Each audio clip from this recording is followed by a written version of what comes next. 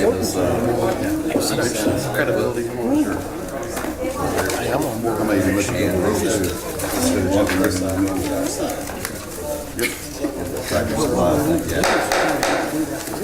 Good evening, everyone. I'd like to call this meeting to order of the City Council this Monday, April the 6th, 2015 at 7:03 p.m. Charlotte Clerk, Derry, would you mind calling the roll, please? AC Brown. Here. Dr. Johnson. Lee Johnson. I'm here now. Yay. Rod Powell. Here. Trey Burgess is absent. Tim Terry. Here. Lance Terry. Here. There's a quorum. Thank you. If you would please stand and join us with our prayer from Stephen Hill from Community Bible Church and our Pledge of Allegiance, led by Richard McKinney, if you would. Father God, we thank you for the chance we have tonight to gather together this evening.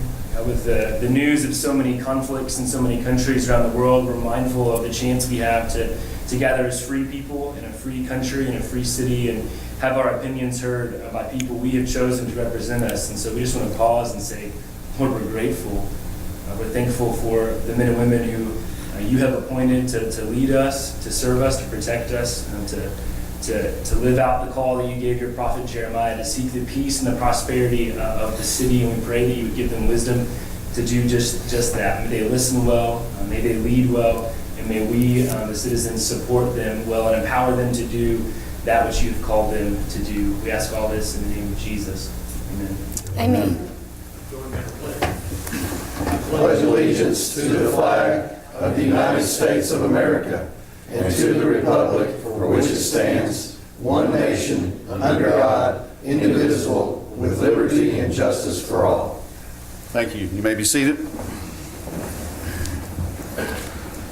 At this time, I would ask the council to consider the approval of minutes for the March 2nd, 2015 council meeting. And also, can we do those together? Correct. Also for the special called meeting. I'd make a motion to approve the minutes for both the meeting and the special call meeting. Second. We have a motion and a second. Mr. Brown. Yes. Dr. Johnson. Yes. Powell. Yes. Tim Terry. Yes. Lance Terry. Yes. Unanimous. Thank you, gentlemen. Also tonight, if we could, I'd like council's permission to go ahead and have two bid openings that are not on the schedule, the agenda, but if we could get those done, and so these folks that are here for that particular reason could go on their way, they're more than welcome to stay for the entertainment. But if we could go ahead and do that, I think that would be, is that okay with council? Good. Yes. Okay. Either one, you gentlemen, Tim, water line? I have some bids that were turned into me here. We're going to do the water line. Let me just make sure. Last minute here, they're all water lines. Yes, sir. I have something else. Yeah, they all are.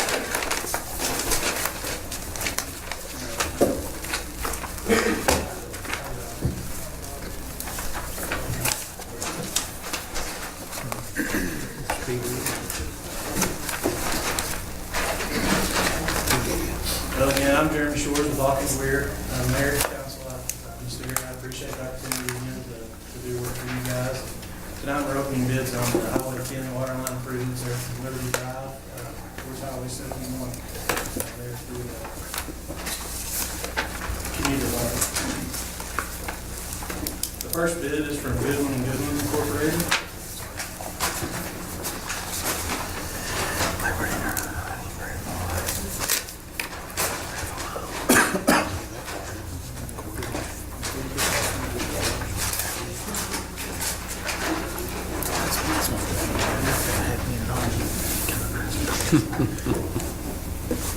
It's accompanied by a bid bond amount of 5% of the total bid. There were no addendums on the project.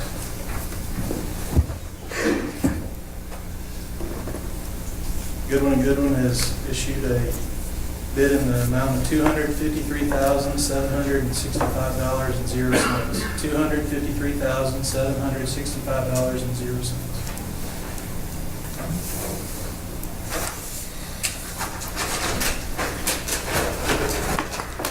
The next bid is from Kraus Construction.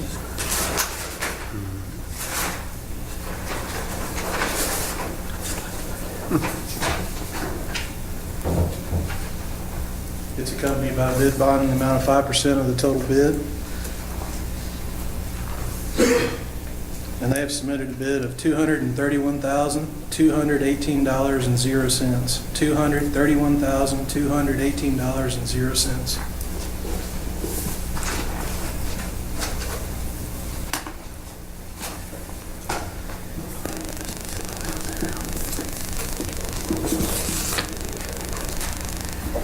The next bid is from AJ Greenwood Plumbing.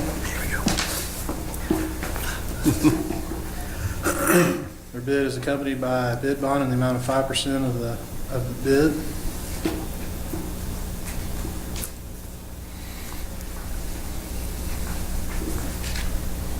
And they've submitted a bid in the amount of $305,633.00. $305,633.00.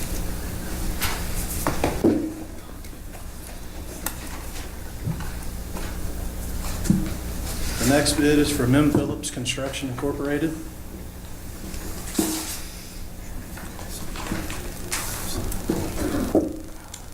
It's accompanied by a bid bond in the amount of 5% of the total bid.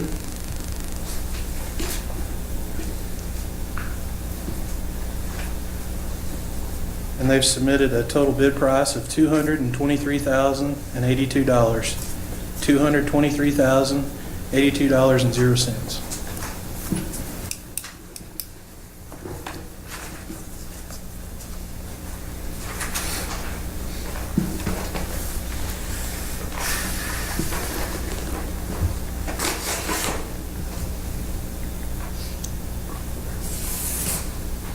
The next bid is from Forsgren Incorporated. It's accompanied by a bid bond in the amount of 5% of the total bid.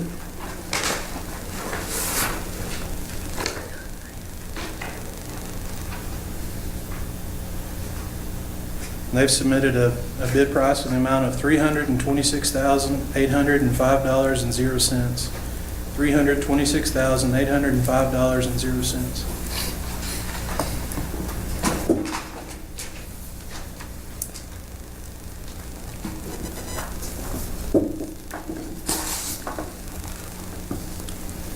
The next bid is from Wimberley Construction Incorporated.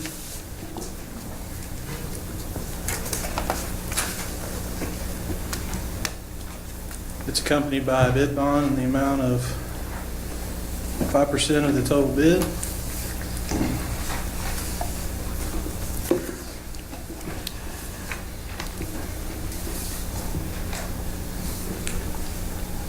And they've submitted a bid price of $238,985.00. $238,985.00.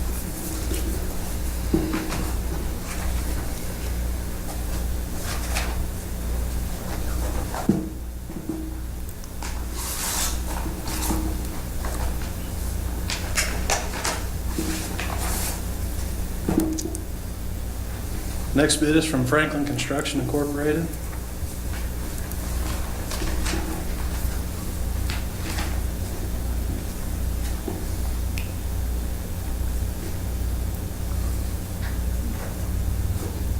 They've submitted a bid bond in the amount of 5% of the total bid. They've submitted a bid price of $213,088.30. $213,088.30. And the last bid is from Crawford Construction Company.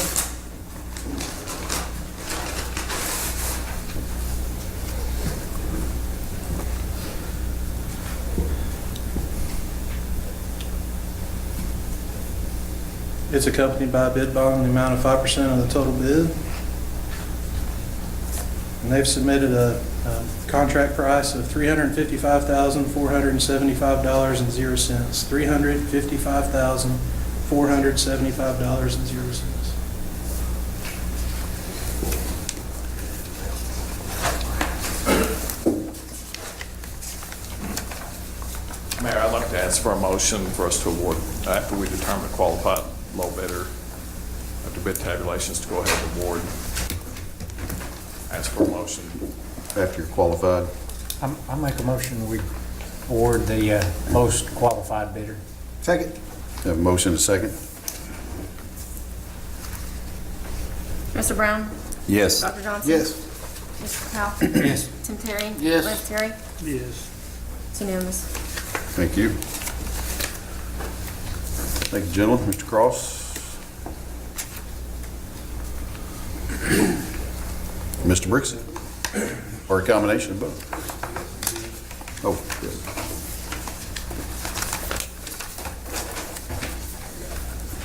Let me come because I got a good night. I understand. This is Meadowbrook Sewer Collector off of the Turner Road. And the first bid is R.W. and Son.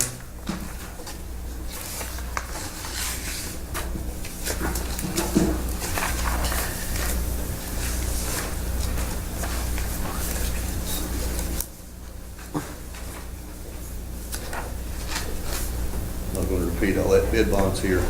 We got a bid of $111,547.00.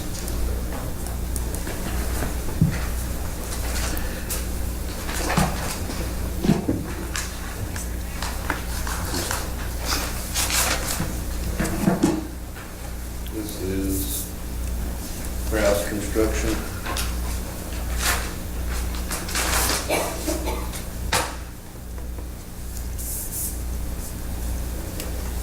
Got a bid bond.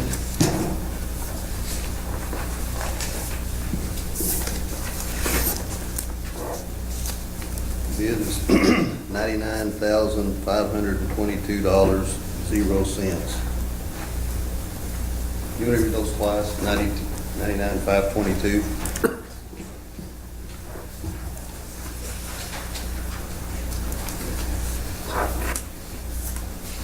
Willis Construction. Who is it? Who is it, Mr. Brixton? Sorry. Who? Willis Parks. Willis Parks. Yeah, they're from Russellville.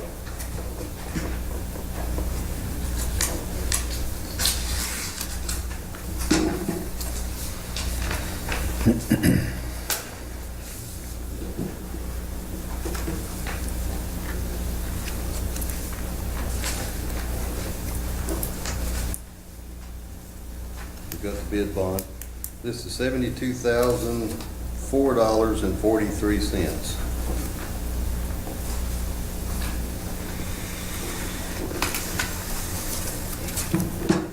That could be its Forest Grim Incorporated.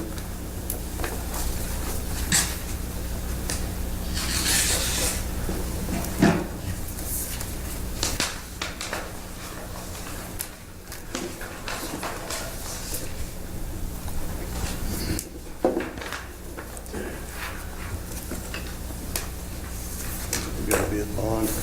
This is $139,656.00. Can you just repeat that, please? 139,656. This last bid is Goodwin and Goodwin.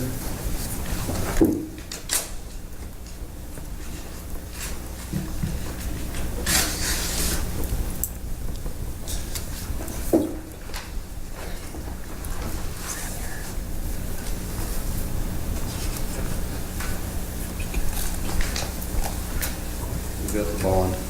It's $115,285.00. It's the last bid.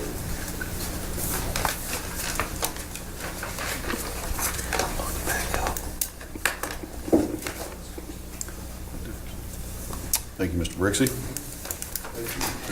Get a motion to accept the lowest bidder. I make a motion, we award the bid to the lowest determined qualified bidder. Second it. We have a motion and a second.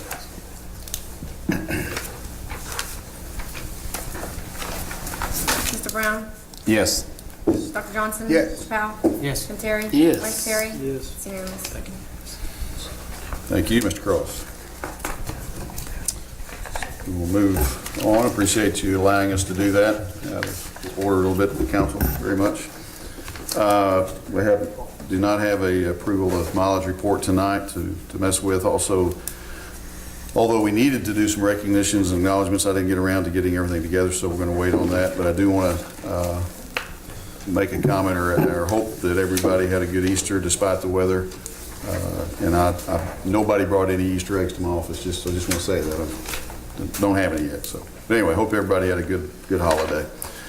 We will move right into the. And one more thing, and this is very high on the list. And I was going to do it at the bottom, but I want to do it now while there's a little bit more people here. Please remember the Burgess family in your prayers. Dr. Burgess and Myra and Councilman Trey is back home, I believe. Is that correct? Gentlemen, I think that's right, and just not doing real well, but please remember those folks in your prayer. We'll go into committee reports. Is Mr. Kitty Sunday is here. South Sebastian County Boys and Girls Club.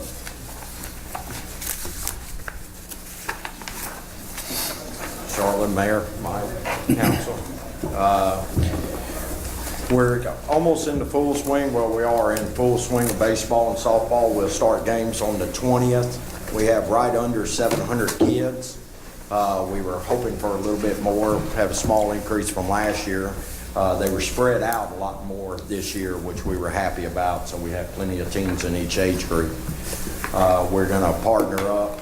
We told Van Buren and Alma we'd partner up with 11 and 12s because usually struggle. We have 5 teams out there now this year, so they each have 2.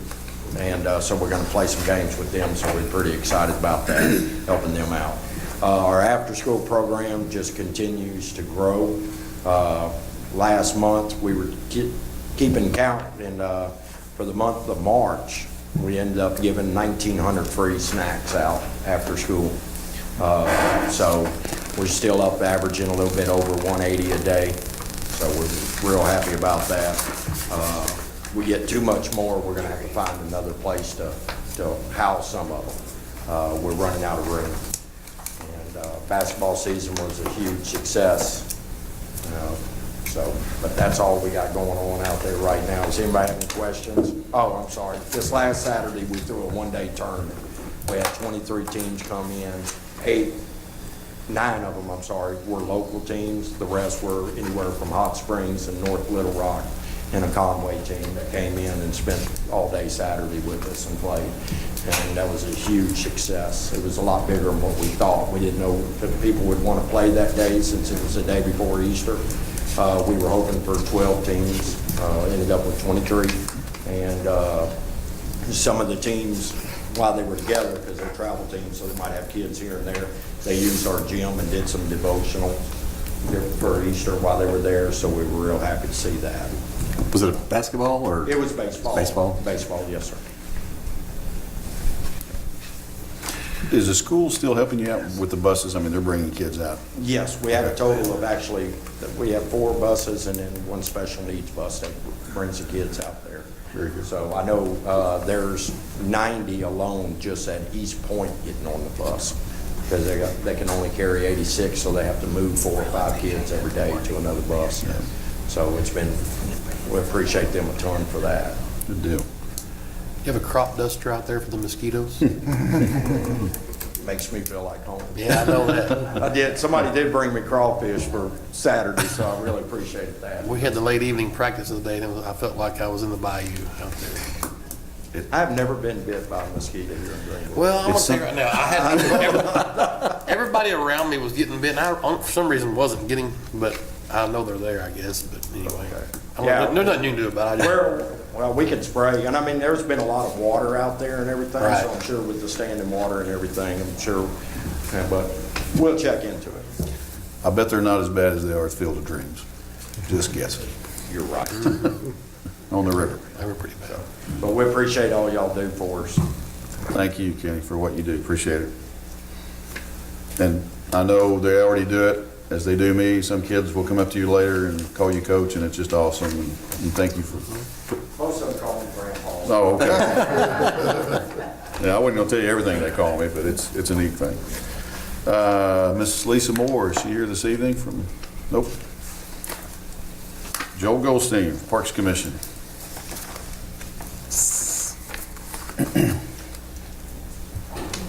Mr. Mayor, City Council, Mr. Handy, Ms. Derry, Parks Commission met March 17th, Greenwood City Hall. Following items were covered. The Freedom Fest Committee had met, and they're ready to sign some contracts. There was discussion about charging for tents and providing tables and chairs, but that's changed. It'll be just as usual. We'll provide the tent, tables, and chairs. Caboose project, sidewalks done, benches, trash cans and trees have been installed. The electric ditch for electric and water is being worked on as we speak. Richard had removed some of the plate off the window, went inside, and everything is intact. The door frames, the window frames are there. So we can move ahead on that. Eagle Scout Park renovations underway. The fence has been cleaned up and replacement materials have been ordered. I believe the benches and swings are in. At the pavilion, the alarm system has been installed. Final adjustments to be made. The Veterans Memorial website is almost complete. We're testing right now. As far as trails, the Trails Committee has been established. They have approximately 10 members. We'll be working on the trail at the lake, and hopefully can finish up the trail from Westwoods Elementary to Walmart. City Council approved 2 resolutions last week, and we applied for 80-20 grants for trails, with both $100,000 each. We were very happy we got one, but the money is there to do the $20,000. It's already in our budget. Amphitheater project, groundbreaking's May 17th with a August 2015 completion date. Any questions? Thank you. Thank you, sir. Appreciate it. Mr. Gary Grimes from Gary Grimes Consulting.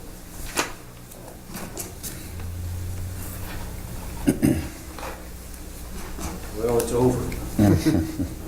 Legislative session ended Thursday. As normal as most sessions, actually. I mean, it didn't surprise me in no more than others, I suppose. There were 3,020 bills, or excuse me, 3,020 bills. There were 1,860 House bills, 2,060 Senate bills, and there were some joint bills, but a total of 3,020. There were 893 acts passed. A lot of those acts that passed were appropriation bills, so they didn't have so much to do with law as they were appropriations. There were 315 passed in the House, 510 passed in the Senate. As far as our legislators in this area, some of these are, I mean, it's Jake Files and Charlotte Douglas here in Greenwood, but I'm going to give you some of the other totals of some of the others around this area also. But Jake Files filed 44 bills and passed 14. Keep in mind that all of these folks were co-sponsored on other bills, but these were bills that they actually sponsored. Charlotte Douglas sponsored 45 bills and passed 2. Representative Boyd sponsored 13 bills and passed 7. George McGill in Fort Smith sponsored 9 bills and passed 3. Matt Pitch sponsored 14 bills and passed 6. Terry Rice sponsored 19 bills and passed 10. Again, we kept up with, and then Sonny and I actually kept up with quite a bit of the things that would have had been interest to us here in Greenwood. So annexation bills, there were 2 annexations. Charlotte had filed 2 annexation bills. Both bills failed. There was Jake Files did file an annexation bill, and it passed. It was, we think that it was okay for us, and so it passed. It just changed some wording somewhat, but didn't have a lot of an effect on how we would approach annexation. I could go into a lot of, I guess, suppose the other bills that some of them to do modifying retainage laws and things like that. believe me, I'm as worn out with it as can be, and I'm sure you would be if I read all these bills to you. Again, I thought it went well. There was bickering back and forth, which there normally is. It's a change in administration from obviously from the Beebe administration to the Hutchison administration, and I thought it went well. I mean, I thought Governor Hutchison handled it well. He had some things that went to his desk that are things that were about to go to his desk that he actually was seen down on the floor. He was on the floor of the Senate and the floor of the House a few times, and if he wasn't, his chief deputy and his chief of staff and some others were. So, any questions? What was the wording change in the annexation bill that Jake Powell's put forward? I think I have it. Rob, if you can hold on just a moment, I'll see if I might If it's not have it here. convenient, it's okay. I just I think I may have. Let me just check. I certainly didn't bring them all. Let me see.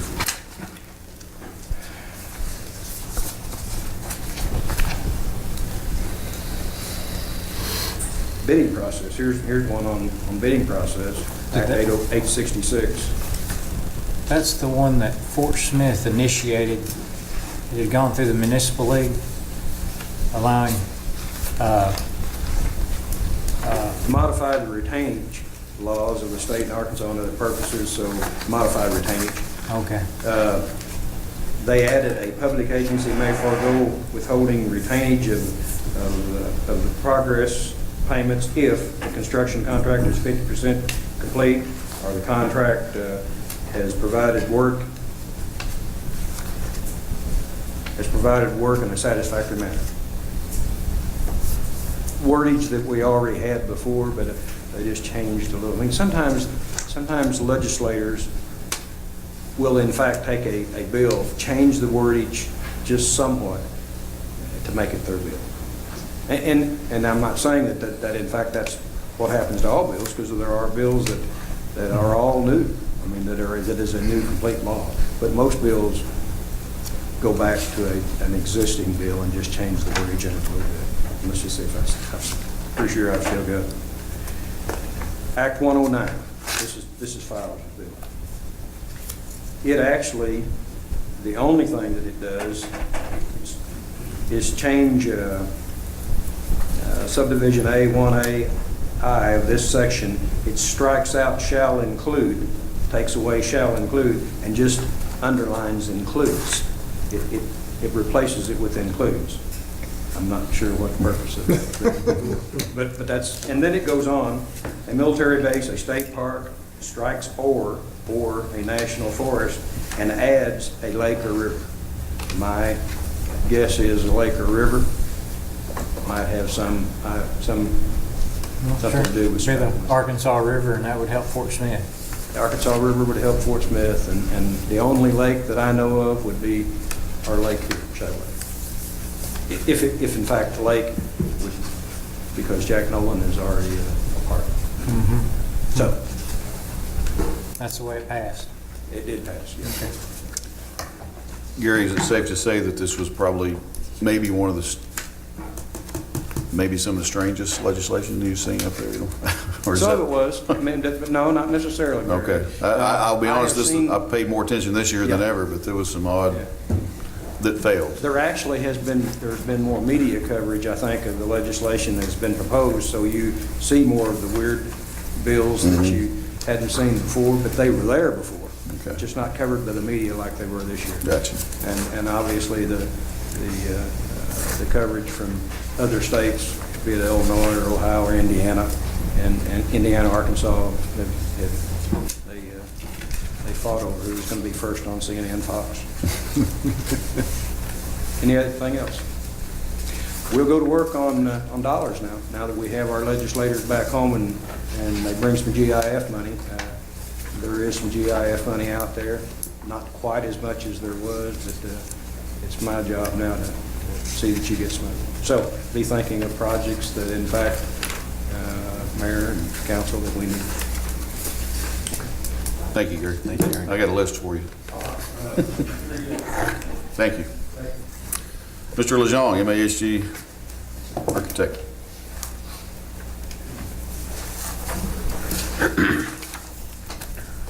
Council, Ms. Derry and Mr. Hamby.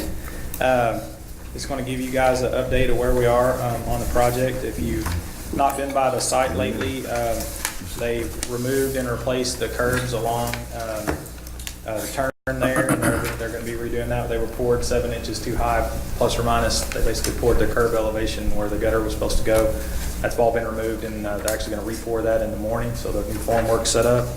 If you've been on the interior of the building, it's basically all sheetrock. The building's completely in the dry with ice and water shield, and the flat roof sections are completed. They started some of the masonry work around the dumpster enclosure, and going to start on the building as soon as the rock's delivered to the site. And the metal roofing is supposed to be delivered later this week. So you're going to see quite a bit of progress as long as the weather holds out the next couple weeks on that project as we move forward. Currently, the contract sum to date with the change orders that have been approved so far is $2,074,945. And we do have several things that we just wanted to make you guys aware of as far as change order items. And there's breakdowns of each of these. The first one that starts with turnkeys, the contractor's page has breakdowns of each of these, but I won't go into detail of each one unless you have questions. There's some miscellaneous plumbing revisions for $1,779. We made some miscellaneous electrical changes at no cost. We added some stonework per the direction of the Greenwood Police Department. And basically, if you look at there's a picture of the elevations there, we added more stone base around the building, $12,793. Change order request item 6 is for security cameras, access controls, and cabling. That's $58,339. And then change order request number 7, we actually moved, what we're doing here is move this is fixed seating for the training room, which is fixed seating and fixed tables. We moved $45,000 out of the furniture budget on the line item below and changed that to $115,000 and moved that to the building budget. The current price on that is $41,468. So we lowered the furniture budget, like I said, to $115,000, which we had the $45,000 for the chairs already budgeted in that number. And so that leaves Will a contingency still of $118,000. He still has to finish out AV equipment for the training room and miscellaneous equipment for the lab. But I think Mr. Driscoll has purchased some of that through some grants and everything, so that's helping to offset some of this cost. We're really at a point on the project where we're past any major unforeseen items, so if anything comes up between now and the end, it'll be relatively small. And that being said, if you guys have any questions, I'd be happy to answer those. And then what you see on the second stack, which has our logo on the top, these are some pending items that we have right now. Our request for proposal number 5 is some miscellaneous electrical items related to the training room to coordinate with some of the AV equipment that they're going to purchase. I do anticipate that this will be a small adder to the project. Request number 6 is actually to delete some things that Will is going to purchase with the AV folks, and so that's actually going to get some money back on that on item 6. And then we changed some of the millwork in the lab and a little bit in the front office area, pretty minor changes, so I'm expecting that's probably going to be a no-cost item, and we could even get a little bit of money back on that, but essentially just going to say it's a no cost at this point. But I just sent these out earlier this week, so I haven't got prices back from the contractor yet, but I anticipate these last 3 items to be fairly small.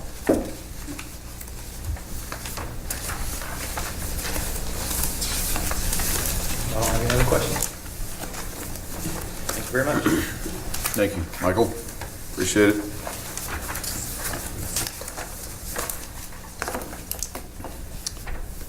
Mr. Steve Rattery with the Wastewater Commission. Mayor, Council, Greg's given you a project list, which I talked about last meeting, and also the agenda from March the 16th. We moved our meeting up a week and sent out notification of that because the March 23rd fell on spring break and I was out of town, so we moved it up to March 16th. But you should have the agenda there from that meeting plus the project list. If you have any questions about that, I'll be glad to answer those.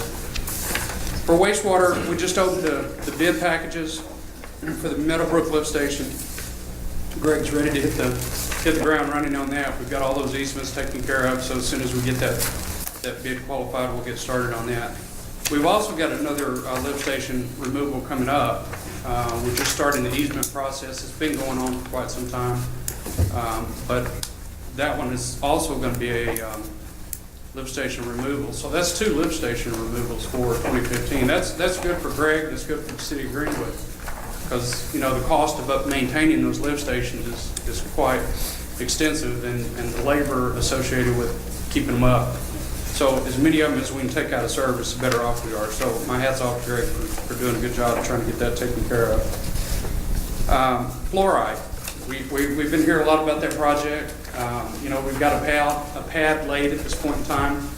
The building is a prefab fiberglass building. It's corrosion resistant, so it'll be delivered. We're hoping in the next week, week and a half, 2 weeks at the most, it's going to be delivered. I'm being told this week, but we'll see what happens.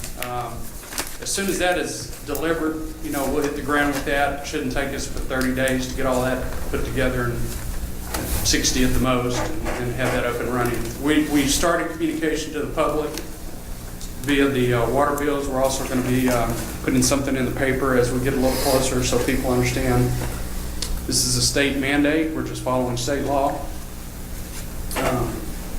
Greg doesn't look very well in stripes, so we don't want him going to jail. So we're just going to follow.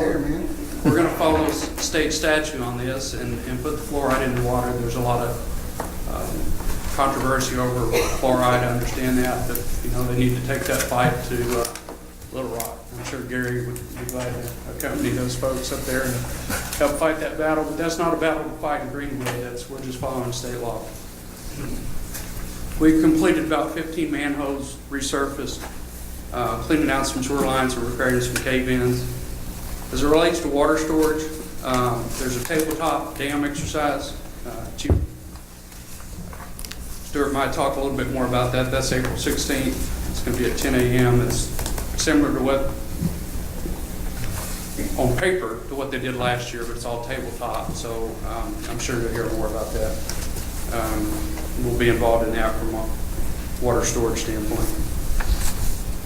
We're evaluating proposals from Stevens Inc. and Regions Bank for the water storage project. John Bailey has got those proposals, and we'll be talking about those in more detail at the next Water Commission meeting, and hopefully be prepared to bring something to the council as a recommendation on which one of those we'd go with and what the amount of that bond would be. And we'll give you more details as he evaluates those 2 options. But it would be either Regions Bank or Stevens Inc. at this point in time. Water distribution, there was one change that was made. It was talked about in the last commission. The water office is now reporting up to Tim. That office needed someone to escalate issues to other than the mayor's office. I mean, we continue to do that with the mayor, and the mayor's been gracious and handled some of those issues, but they had no reporting structure, so they now report under Tim. Bid openings for the Highway 10 water line or TSC project was done today as well. We're excited about that. The bids came in a little lighter than we were expecting, so what we need to finalize for that project is a letter of intent between the city of Greenwood and TSC. I think Mr. Hamby has been working that. Should have that hopefully tomorrow. Yes. It's important to get that letter of intent before we start any construction work, because you know if they decide to pull out, we put money in the ground. We don't want to be responsible for that. So I'm sure that letter of intent will go back and forth a couple of times, and we'll make sure that that's all covered, and the mayor will sign that. School water line relocation. We had a few issues coming out of the gate on that project. I think we're beyond that. I'll look at Michael and make sure that's correct. So what we're going to do is evaluate. We're going to let the dust settle on this a little bit, come back and evaluate what procedures internally need to change, what protocols need to change, and also make sure that we have a policy ordinance It says here are the steps that we're supposed to go through. We need to make sure that anytime we're dealing with external contractors, that they're aware of those processes and procedures, and that if we need to modify those procedures because they're unrealistic, then we can do that. But we had some issues out of the gate. We think we got past those. They're up and running, do what they need to do, and I think enough's been said about that. Any questions, comments? Steve, I was wondering on your future projects, you know, is that like a 5-year time horizon, or is that just wish list projects? Well, why don't I do this, because it's hard for me to say. I know we got a couple of years on that. But what I'm also trying to do is work on a strategic plan for water, wastewater, which will give us the next 3, 5, and 10 years. As we do that, we'll modify this to have those dates on it. Understanding that a strategic plan is nothing more than a guideline. You don't want to put that in concrete because it's always fluid, but it gives you something to look forward to and look for the future. So as we clarify that strategy for water and wastewater, then we'll modify those future dates to have something more realistic to it. And actually bring that strategic plan so you have something to look at. It'll be a living, breathing document that you can look at and see what water and wastewater is going to look like for the next 3, 5, 10 years. Great, thanks. That's in its infancy stage. I think that's great, Steve. I love this sheet right here. It gives us an idea of what we're thinking about moving forward. I love that idea and that plan. That's great. Great work. I noticed on your planning, you got your multi-base shed. Is that something you could go in with the rest of the city, and we could share one where we double the size? That was kind of the intent. Where we could put our... Tim actually put that, I'll let him speak to that. He put that on there, and I thought it was a good idea that we could share that across the board because we get value out of it. I'm not talking about y'all paying for it and y'all taking y'all's space. I'm talking about instead of building whatever you get for $20,000, let's build a $40,000 one and double the space and let, because Parks is struggling with space, Fire's struggling with space. I think the street department's done kicked everybody out, so I guess they're okay. Is that right? And I just in that conversation about the multi-base shed, I just thought maybe we could include the mayor and maybe see if we could maybe double it and share it as a city. Is that, or is that something y'all are really wanting on your own? Or? No, actually, when we first started talking about it, it was kind of the parks, and everyone had sort of a cute place. You know, we've got a lot of equipment sitting out in the sun. Sure. The sun's worse Yes. than rain. Absolutely. So it doesn't have to be heated for what we need, and there could be potential that some bays could be closed and could be heated and so on. One thing that we're really missing though is real estate. So we were kind of hoping that this fence could push back out after the police department relocates. And not necessarily, and we'll kind of wait and see what the fire department, how far they go that way, but it wouldn't have to come out a whole lot. We were kind of thinking about that strip, east and west along this fence line. Of course, it has to kind of go with the flow of everything else around here, but that was an idea because we don't have a lot of real estate unless y'all know. Well, I think our real estate should be moving to the north, and we should be purchasing that. And I don't know if that might play in, so that might be where the conversation could go. I mean, y'all are talking about building a shed, you know, a place to put stuff, and you're worried about real estate. Well, I would like to buy real estate to the north of us, because we're going to have that at some point anyway. If we don't, we're going to be in there condemning it and paying 4 times more than what we'll pay now. So I'd like to see us purchase that, and maybe that's where the conversation could go. Maybe. I think we're on the same page. If we can get the real estate, this real estate's not going to work. If we get additional real estate, we're interested in partnering and trying to make that happen. But I do know I'm getting a lot of complaints from the Parks is struggling for room. Fire is struggling for a little bit of room, I guess. So I do know that there's things we need to get out of the sun and get out of the weather. I agree.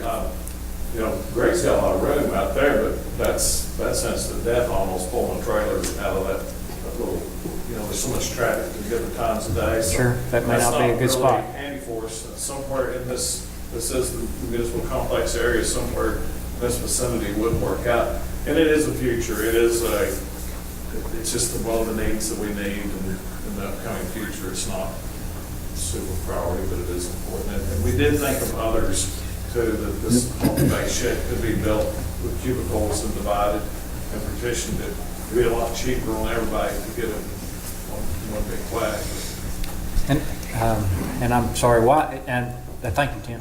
While I've touched on it, Mayor, in the future, somewhere in the future, we are going to have to acquire that Mizell property to extend Denver somewhere in the future. It's just it's inevitable, it's going to happen. Inevitable, like Greenwood and Fort Smith slamming together around Bear Hollow Road if it's eventually someday. It's going to happen. We need to get a fair assessment, have an assessment done on that property and offer and try to attempt to purchase it. We had an assessment, didn't we, of some of this property up here to the north? I mean, we at least have an idea. We've had that conversation before, Joe. Do you remember, what about the piece between Mizell's and here? For everything from here north to where the Denver corridor would be. Right. Well, I mean, you know, there's money in that traffic relief tax to purchase part of that Denver corridor. I mean, if the idea is that someday there's going to be a passage of traffic between Denver extended out to 96, when purchasing that tract of land is a reasonable thing to do. So I agree. I think everybody's on the same page. We just hadn't made that move, and we're not really waiting for anything, just to kind of go. I've spoken to Ms. Mizell, as Joe has, and I think everybody has a couple of times. She's anxious to hear something from us. So what does it take for us to move forward? Some money. Well, we have money, and but you know, anxious to sell it, but she's not anxious to come off. she's not anxious to give it away. Right. That's for sure. To move forward, I think to answer your question, I mean, I can.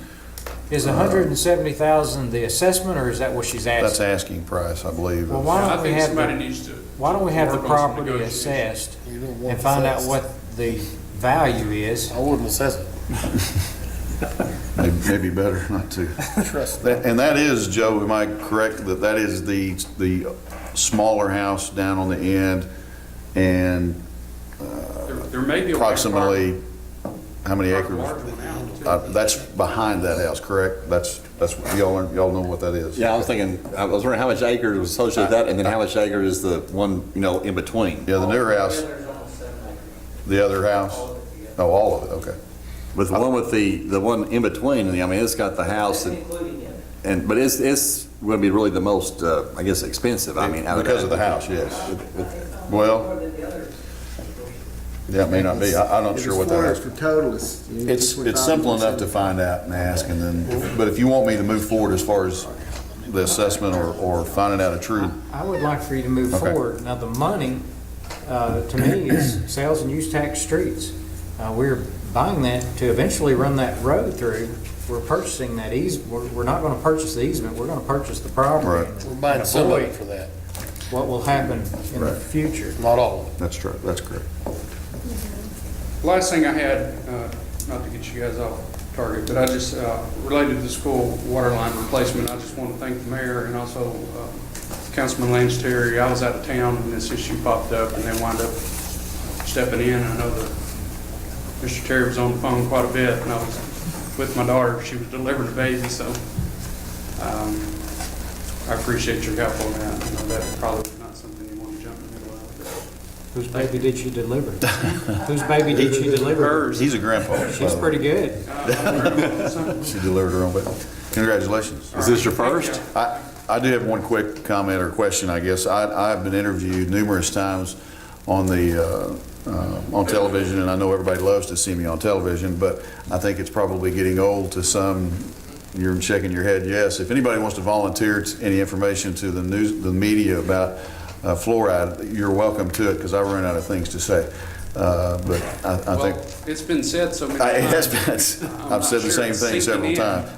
Nobody here. This is television, and they're trying to. I'm not sure what else to say other than, fluoride is state mandated. There's a lot of confusion over a bill that went to the House, which Mr. Grimes actually helped me clarify that that bill was not to eliminate or modify the change, the need for fluoride. It was really putting the control of the levels of fluoride back to the city within state guidelines. So that, you know, as long as you stayed within state guidelines on your fluoride levels, then the city could adjust those within those state guidelines. That's what that bill did. There's nothing that retracts the fluoride bill. That was put into law in 2013, and we were mandated to move forward trying to get the fluoride implemented with grants, and was even told as to who we would go work with on the grant. So, which was Delta Dental. And so, you know, that's something we're required to do by state law. It's not something that we're choosing to do. I think we just had a couple of slow weeks for news, so that was. I think we probably did, and it's funny, it seems like you get the same question about every 3 days from a different person at the same location. So I guess maybe they forget easily. That's okay. We'll keep answering them. That's okay. Thank you. Thank you, Steve. Appreciate it. And I commend the commission on what they do too. I'm telling you, I'm liking it. I'm all about the commissions. They're doing a good job, whether they be parks or water or wastewater. They're doing a good job, and I appreciate them. And Steve has continued to keep me informed, and vice versa with Mr. Goldstein. So I appreciate him. That is all the committee reports. We will. I don't have anyone that has signed up this evening for the citizen forum, but as always, I'd like to remind you that it was back there. If you didn't get to sign up, and you certainly have that opportunity to step forward now and discuss anything if you have anything. Okay, thank you. Agenda additions. I believe Ann has one, at least one. Yes. First, I need to remove item number 5. We had on there a resolution to increase, we had to increase internet bandwidth in order to make our off-site backup work. But I double-checked within utilities, we have enough funding, so we do not need that resolution. So that can be removed. But I have to add a resolution to increase education and training within the general fund for an online human resources training certification course with a book. We'll call this 5 or 6. That's 5. We're going to replace that. And those of you that are not familiar with bandwidth, that has nothing to do with the wideness of the nitty-gritty dirt band like I thought. So, okay. Sorry. That was bad. Wasn't that bad? Okay. And then I've made a few minor revisions to our financial policy 003, which is our travel policy. I'd like to get your blessing on those. And then lastly, I've given you an affidavit regarding the destruction of records, finance records dating from 1995 to 2008. I need your approval on those. So 6 is the 6 will travel be policy. the financial policy 003, travel Okay. policy. And then 7 will be the affidavit for destruction of finance records. Okay. Or 8, I mean. And did you not have the purchase card also? Oh, yeah. That is It's in It's already on item there? number 4. Yeah. That's already in there. Sorry. Financial policy for purchase card. Sorry. Yeah. That sounds You like- have these that sounds like affidavits for something destruction of records kind Yeah. of separate. Do we need to make a 7 and 8 or A and a B, or does it matter? I was about to ask that. Mike, we have 2 other lists, destruction of records list for the water office and one for my office. Do we need to group all those together or do them separately? Let's do them separately. Okay. So finance would be 7. So 7 and 8. And 8 can be city clerk and 9 can be water office then. Water. Oh, there's Uh-huh. 9. There's a water office in there. It looks like third page. Oh, Yeah, yeah, there you go. gotcha. 6 finance, 03, 7. What was 7? I'm sorry. I missed. Destruction of records for finance. Okay. Destruction records. 8's clerk, 9's warehouse. Any other agenda additions this time? Well, I just wanted to say anything to do with agenda items, but I heard on good authority that we have a councilman who has a birthday today. I believe it's Really? Mr. Rod Powell.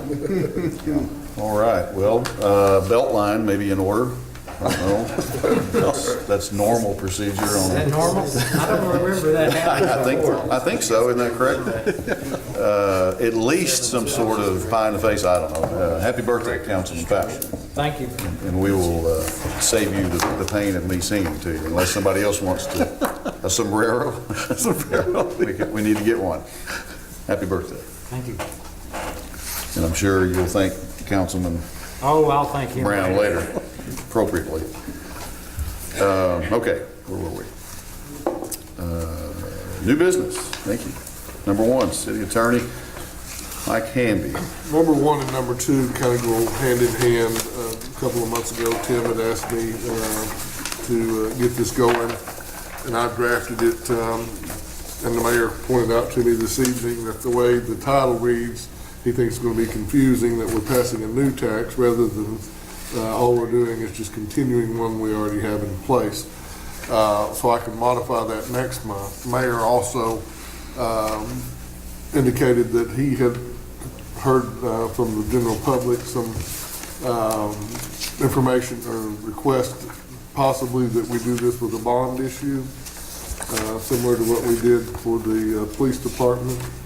And if we're going to go that that route, I will have to contact bond counsel, and they'll prepare a totally different set of ordinances to do that. So I just kind of need some direction from you. If that's the way you want to go, or you just want to renew the tax as is, and if that you want to proceed with that, we can put it by first reading by title only. And to explain it in what, or expand a little bit on what Mr. Hamby said, certainly the new thing I think is, and I know everybody's on the same page of making sure that we not convince, but convey the idea that this is not a new tax. It's certainly not a new tax. We don't want to even use that, get close to using that word, that it's an extension of what we already have, or redo, if you will. And the other issue about the bond, and I just know at one point, council, I think, and you can correct me, that even the council thought that might be, or at least a thought of the bond issue attaching to this. Now, if I'm not right, that's okay too. Yeah, I would like for us to be able to do a project and borrow money, although we don't have a specific project at the time.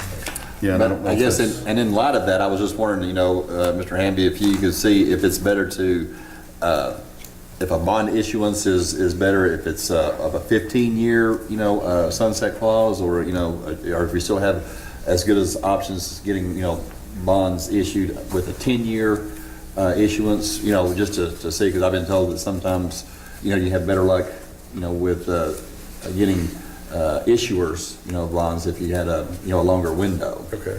Or can you? And follow up, my question is, because I haven't been able to speak to Mr. Hamby about this.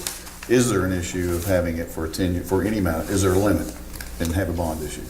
I would have to defer to bond counsel and talk to them on that. That is an ever-changing area of the law, and I hate to, I know about enough about that to be dangerous. So I would rather defer to them and talk to bond counsel. I think in hindsight, we can all agree that when this was passed the first time, we certainly wish we had that attached to it. So I just want to throw that out. I have some comments on language, and I may be alone, and that's okay, because I'm not going to throw a monkey wrench into everything. But some of it, I would like for it to be more specific of what the intended uses are for. Some of it I'd like to add for intended uses. I think because there was a lot of comments the last time it was passed on what it was actually passed for, and it was partially because of the advertising and how it wasn't advertised by the city, but it was advertised by a committee. For instance, like the parks. There was a lot of people voted for it, said we were getting a swimming pool, and that's not the way the language read. Mm-hmm. Although I would be one of them that was probably saying felt like that was the intent. So I would like to make the language a little more specific as far as maybe fire, maybe some things in parks, which I think the parks needs, that's where they come into play. That's where the Parks Commission comes into play, how they want it to read on the ballot. Because once you check mark that yes or no, or once you check mark that yes, then that's exactly what we got to live with. And on the streets, I would like the language to be a little bit more broad. Like we've had problems when we redid Jones Street. You know, we had the trail that run underneath, and there was a conversation. How do we deal with that trail? So there's always a place where the trail runs along or ties in. Can we use it for lighting? Could we use it for things like that? So I think trails need to be added to that. So when you check mark streets, it'll also deal with the trail connection. That we're not sitting there trying to scramble around and say we can't spend money out of city sales tax, streets because we're trying to run the trail across or running underneath the culvert or whatever. So I think it needs to be, the language should have it to where it could be used for trails.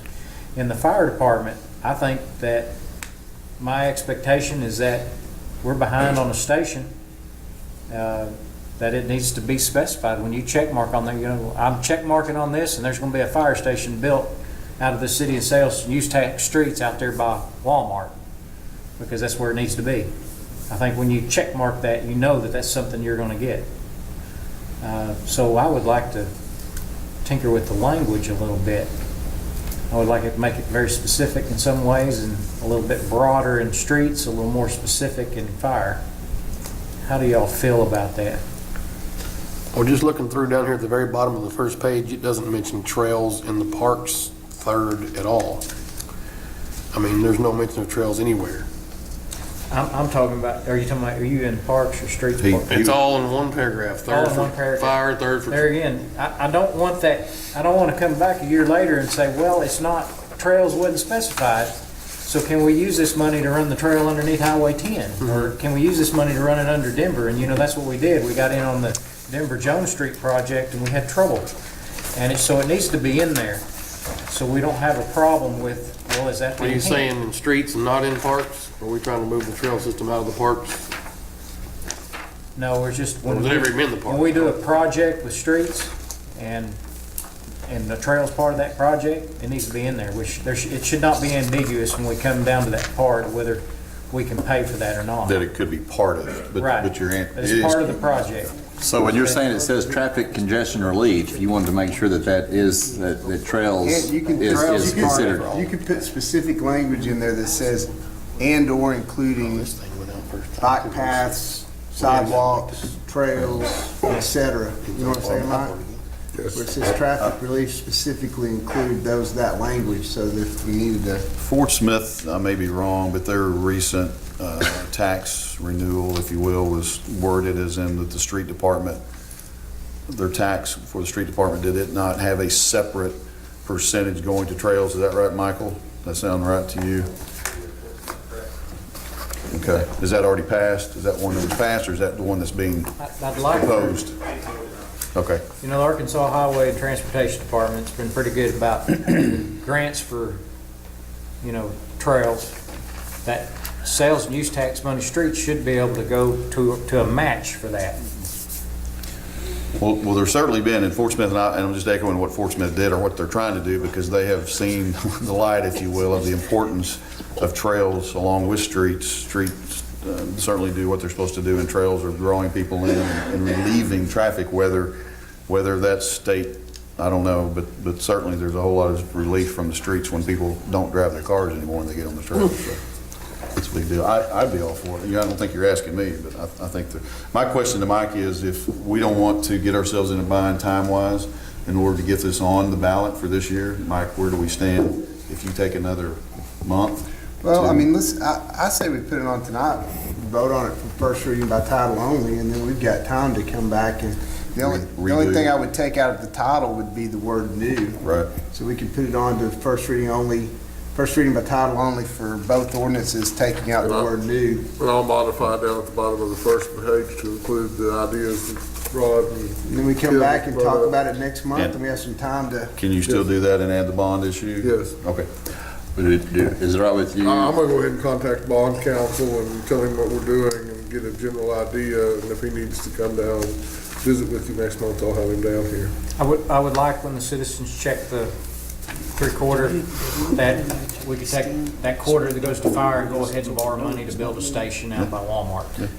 And we could get started on that fairly quick. If they know if they check mark that, but we're gonna get started on that next year or I think if whatever. the On citizens this check that, language they at want the to see top, it. on this language at the top of the ordinance, I mean, I know it says new, and we're gonna strike that, but don't you think maybe we ought to put in there that we're extending this tax? It's not new, I mean, Yeah, I'm gonna make that very clear. okay, that's the deal. We play And- new with existing. Right, and my next renewal question is, I know in the So you prior can say an ordinance pass, providing for the extension of, instead of the levy of a new, an ordinance providing for the extension of a 3/4 sales tax on the one about the ordinance.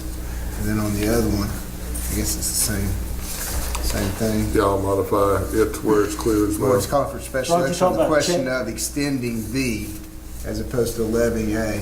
Right. you talk about checking the boxes.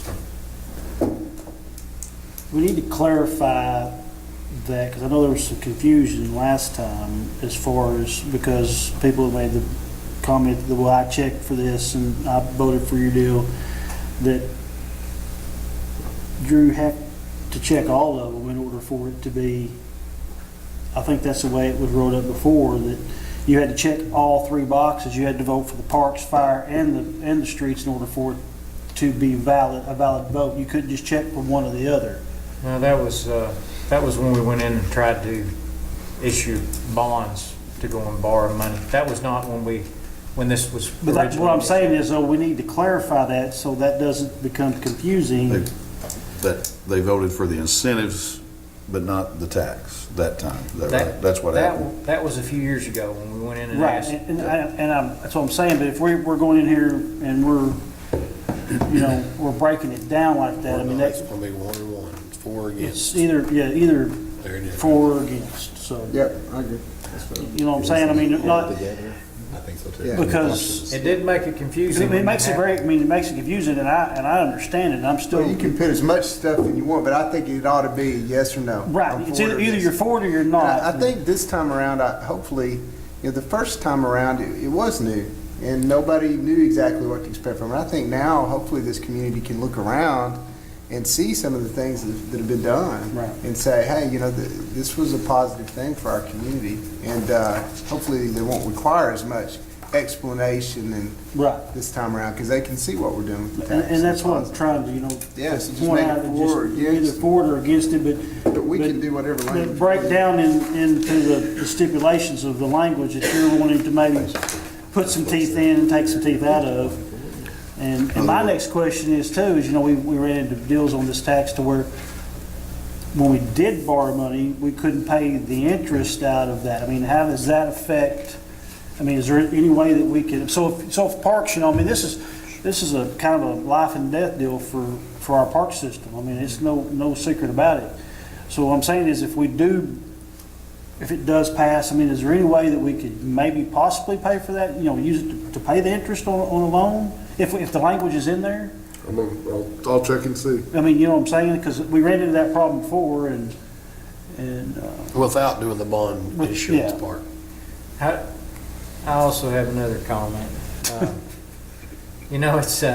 It's 10 years. That's what the last one was, 10 years. And when you have that money, like you said, like parks, it kind of becomes life or death to parks. Right now, the language is kind of open. This is one where I'm trying to restrict. I'm thinking about what your idea is on restricting it even further. When you get used to that money, and you start using it for all the little nuances of the business and everything, you start paying salaries out of it. I don't think the money should be used for salaries. I think we get, because then when the sales tax runs out, you're really in a mess. You're having to just go over and say, Richard, all right, it didn't pass, so you're fired. Your 2 helpers, they're fired.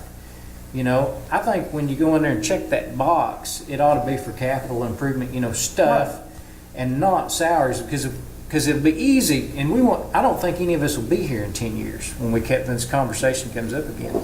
So I think in 5 years, Doug will be here. But the rest of us probably won't be here. So in 5 years from now, it may be easy to kind of have that pitfall where you fall into like, well, all right, instead of building trails this year, we're gonna use the money to pay Richard. And instead of, we're gonna go ahead and pay Stuart's salary out of it, and we're gonna hire 3 additional firemen out of it. And then all of a sudden, in 10 years, the sales tax runs out, and you're in a mess.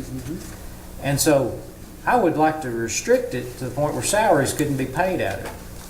Everything else could. Well, I don't have a problem with that. I just, like you talk about the capital improvements, I mean, some of those projects require borrowing money. And, you know, just like we got into the deal with Pavilion up there, you know, a few years back, we had to borrow on steel robbed from somebody else to pay that interest on a project. And we don't want that to happen out on the fire station out here. Right, so what I'm saying, is there any way that we can look at if we do borrow, you know, X amount of money to build another fire station or for a capital improvement in the parks, to be able, if we had to go borrow the money, we're able to pay the interest out of that money also, instead of having to take it from the general like we've done before.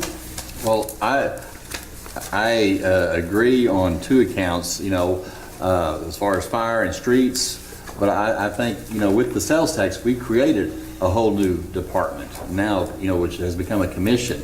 And so I think that, you know, there was already a fire department in place, there was already, you know, a street department in place, and those, there was already a means to, you know, account for, you know, labor costs and stuff. And I think with this 1/3 sales tax or whatever, you know, 1/3 of it, we actually created a whole new department. And I think that there is nothing wrong in still saying that, you know, just like the wording says, is for the operating and maintaining, you know, those, which, you know, to me, maintaining would still include, you know, the labor. Maintaining should be in there. I'm just worried about getting dependent. Well, I think it's up to us as a council to make them undependent. We're the ones that are obligated to figure out how to find the money to fund the salaries. So, you know, it's up to us to look at our budget and say, where can we find that money in the general fund to support parks? Because that's the only place it's going to come from. Right, and that's my point. Like you said, if we're finding money for that, we shouldn't have to spend $20,000, you know, a month for interest. If we're gonna be relying on that money for a capital improvement, we ought to be able to fund the interest out of that also. I agree. You know, so, but I'm good with, you know, just making sure that people understand this isn't a new tax, and we're just wanting to extend it, you know, for another period of time, and then Mike, if you'd check into those few little options, and I'm good with it. I make a motion, we put the ordinance calling for a special election on the ballot, for reading by title only, first reading by title only, with the caveat being we change the language to say, special election calling for the question of extending the 3/4 sales tax, not levying a new. I second it. Is this on the ordinance calling special? Yes. Okay. A motion and a second. And who's second? Sorry. Rod second. I'll be curious to see where. An ordinance calling is, Mr. Brown? Yeah. Yes. Dr. Johnson? Yes. Mr. Powell? Yes. And Terry? Yes. Lance Terry? Yes. It's unanimous. An ordinance calling a special election in the city of Greenwood, Arkansas on the question of levying, Nope, whoops, extending extending, well, it's on the question of extending the of extending the, 3/4. I like renewing. Better. on extending I'm thinking the renew. levying of, No, on extending the, we're not levying anything new. we are levying the The tax. question, but that's not the question. The question of extending the 3/4% sales tax. Mike, Mike, do you need levying in there? Yeah, I would think so. I think so, but I don't know. Well, go ahead and read it as he's proposed. If we need to modify it next month, we'll modify it. Okay, strike levying. All right, let me start over. An ordinance calling a special election in the city of Greenwood, Arkansas on the question of extending the 3/4% sales tax and use tax within the city of Greenwood, Arkansas, repealing ordinance number whatever, blank, describing other matters pertaining thereto and declaring an emergency. Well, do we need an emergency in there? No, I'm going to totally Okay, modify well, this this next is month, just so it really doesn't, really But it small. sounded good. doesn't make that big of a difference. That was a you get all bad of it? reading. Okay, well, if you can make sense of that, there's the reading. Yeah, it was unanimous Okay. when I read it.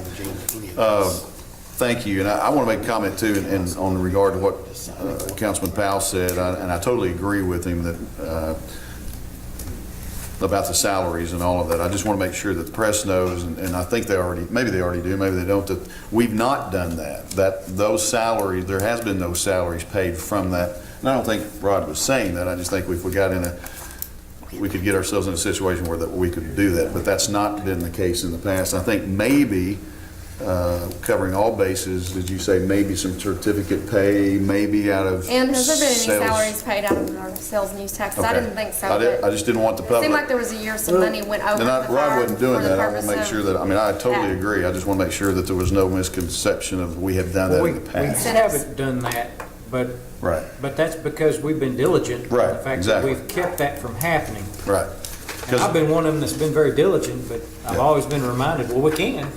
Well, I was just gonna write it Yeah. in to where we couldn't. Yeah, if you put it in, And because it so doesn't say you there's not a can't. council in 5-6 years that goes in there and says, hey, let's just go ahead and start moving them and using it out of the sales tax because Yeah, we wanna hire some more police officers. We wanna do this, we wanna do that. And then you get into a spot where it doesn't get renewed.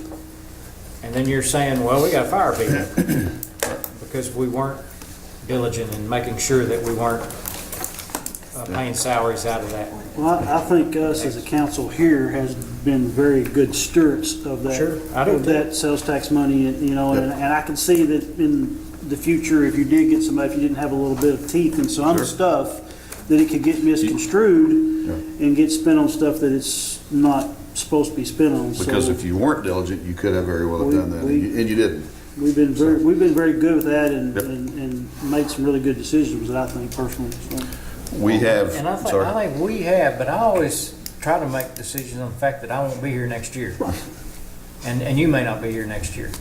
So I try to always set it up to where it can continue on, but I'm fine. I'm not gonna throw a monkey wrench into it. I make a motion, we put on, reading by title only, an ordinance extending the 3/4 cent sales tax, that read that way, as opposed to an ordinance levying a new. Second. Motion second. Are you talking about the ordinance providing for him? Yes. I have a question on that one, just real quick. On the third whereas, it says the city is currently collecting at a rate of 1%. Should that not say 1.25% now that the police tax is on? Yes. Okay, so that needs to be changed. Okay, and So we moved on to Article That's the 2. second. Second point, Yeah. Art. Yes. so we make some motion and it's, You're saying that's changed to 3/4? 1.25. 1.25. The police Okay. tax was not included on that. Now it does with that amount. They're all separate. We want to make sure that we're 5 and 6. saying all the taxes that are levied. And originally that didn't, is that right, Mike? Is that a good way to put it? The next, I'm sorry. Do we have a second? Yes, I think Lance said, I think seconded. Yes.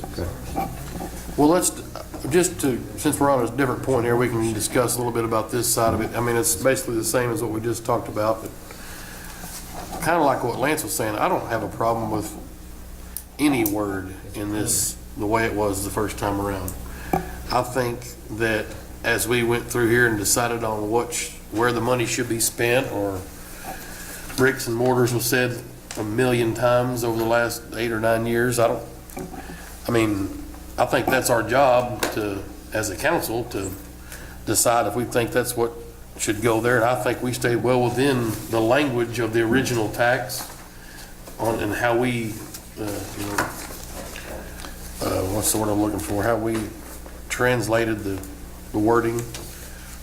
I mean, except for the fact that the only thing, the change we made on the word new, yes. But my big deal is, like Lance was saying, is I want it to be able to, if we can pay the interest, if we, to come out of this 3/4%. That'd be my only difference from word that it was in '06 when it was on the ballot as it will be this year. So that, but I don't honestly, the word trails didn't show up anywhere. I don't care. We decided what was trails and what was traffic relief, what was streets and parks. I thought we did a good job. Now, I agree, I understand Mr. Powell's thing of if maybe the next guys that are sitting up here, but hopefully don't intend on going anywhere. I mean, maybe I'll get reelected, but I think that we did a pretty good job so far. So if it was up to me, I wouldn't change any word except for the word new and try to look and see if we would be able to add language where we could pay interest on money borrowed. That's just my 2 cents worth. I just wanted to be clear on where I stood on the whole deal. Yeah. I ditto Tim's remarks. Pardon? I ditto Tim's remarks. Ditto. Because you can like you said, AC, it's operating and maintaining. Well, it's open for salary. I mean, it was done very well. Whoever wrote this up, the first time, I think did a pretty good job in it, in writing it. I voted against it, just so you know, in '06, but I won't this time. Any further discussion?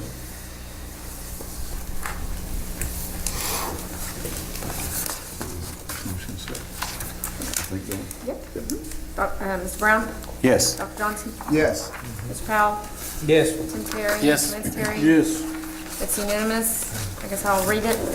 Hopefully it'll be right. An ordinance providing for the extension of a 3/4% sales and use tax within the city of Greenwood, Arkansas for a period of 10 years and prescribing other matters pertaining thereto. Okay, thank you. Item number three. If anybody's leaving to go watch a ball game, not pointing any fingers or anything, but I'm just saying, Mr. Goldstein. Number three, and Okay, number 3, we finally received the 2013 audit report from Legislative Audit. They had gotten behind because of the school's deadline. They got bumped ahead of us. It was a very good audit. For the first finding was the same finding we get every year on segregation of duties, which we do segregate to the best of our capabilities for the staffing we have, but it's still not segregated to the extent they would like. We would have to hire probably 2 more full-time people, but we wouldn't have full-time work in order to justify it. And the other findings there were no findings under the clerk treasurer or police chief. Under the mayor, the cash receipts and disbursements journals, again, were not reconciled to the total bank deposits and disbursements per Arkansas Code 1459-110 to 1459-111, and we began reconciling those in July of 2014. And another finding was the backups were not stored off-site. We have now an off-site backup, and we've just increased our bandwidth so that that is able to go through. And the other finding is the disaster recovery plan. We currently do not have one in place. We've talked about it. We do not have it in place yet, but we do plan to get it in place by the end of 14, hopefully. Any questions on 15. that? I mean 15, sorry. Any questions on the audit report?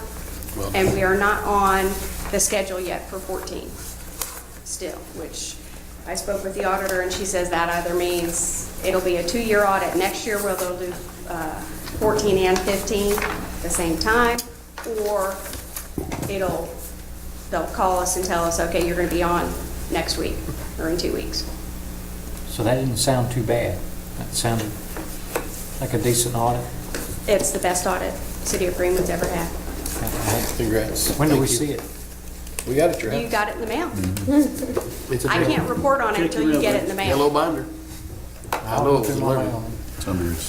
I was wondering, I think that, that disaster recovery plan, we really need to, look at that, because I think that could be a very critical thing. I think that's something that we really need to kind of put an emphasis on for this year. Especially with tornadoes, absolutely. Thank you, Ian. You're welcome. And the next thing,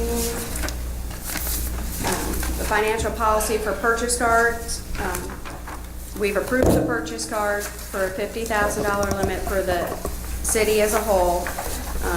And you guys have also approved to give each department head a $2,500 limit. One thing we didn't do was have a financial policy in place before we implemented the program and dispersed the cards.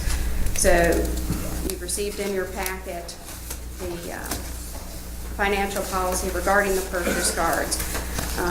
We are not limiting the department heads to giving them a daily limit. It's a monthly limit of $2,500. There's no limit on the number of transactions per day or the number of transactions per month. And there's a a cardholder agreement that each department head will have to sign for. They'll read through the policy, and once you approve this policy and they agree to the terms of it, they will receive their card. They're totally responsible for the card. If they lose the card, they're to notify myself or the bank, and the bank. They can only purchase for city-related purchases. They have to provide the finance department with the original receipt that goes with each purchase, and then let us know the line item to which it's coming out of. They do not have to do a purchase order for it. And if they have any questions, they can ask myself. Any disputed purchases, they take that up with the merchant to resolve, and they have 60 days to do that. They can't split transactions to circumvent spending limits. Upon unemployment, they have to turn in the card, of course. They wouldn't be able to split it if it's only got a $2,500. Right. I guess they could split it. If you're buying something the 31st and then go back, Okay. you can't really do Oh, that. I was thinking about buying something that was $20,000.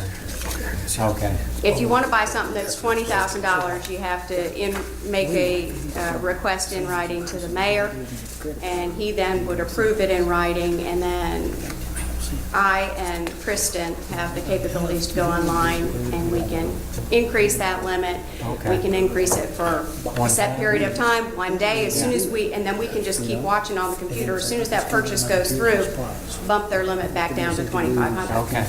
And they won't be able to purchase, but they do have to do it in writing. They, of course, can't buy gifts, donations, contributions, amusement, entertainment, cash advancement, personal use of any kind. But it can be used on hotels or travel expenses. Only thing I don't see in here is any mention of $50,000. I've looked over it 100 times. Well, we have a resolution, don't we, on that? Okay. You do, yeah. There is a resolution that you had approved for the 50,000 overall limit. This is just doing the individual for each department head. Okay. And if anyone violates any of these, then they'll have a conference with the mayor and myself, and he will determine consequence. You could reference. I'd the recommend resolution. immediate termination. It's up to me. And yes, I have been asked for some raises already, in case you're wondering. So we've already got the cards and they're ready to be handed. We've got the That's cards, correct. but I can't implement them until you accept the policy. And We we can't give wanted- out the cards without a policy in place. Ann and I have talked about this, and I think it was very close to being able to hand them out anyway within a week, and it was like we knew that you'd agreed upon the 50,000, but we just thought it was smarter to get the policy in front of you.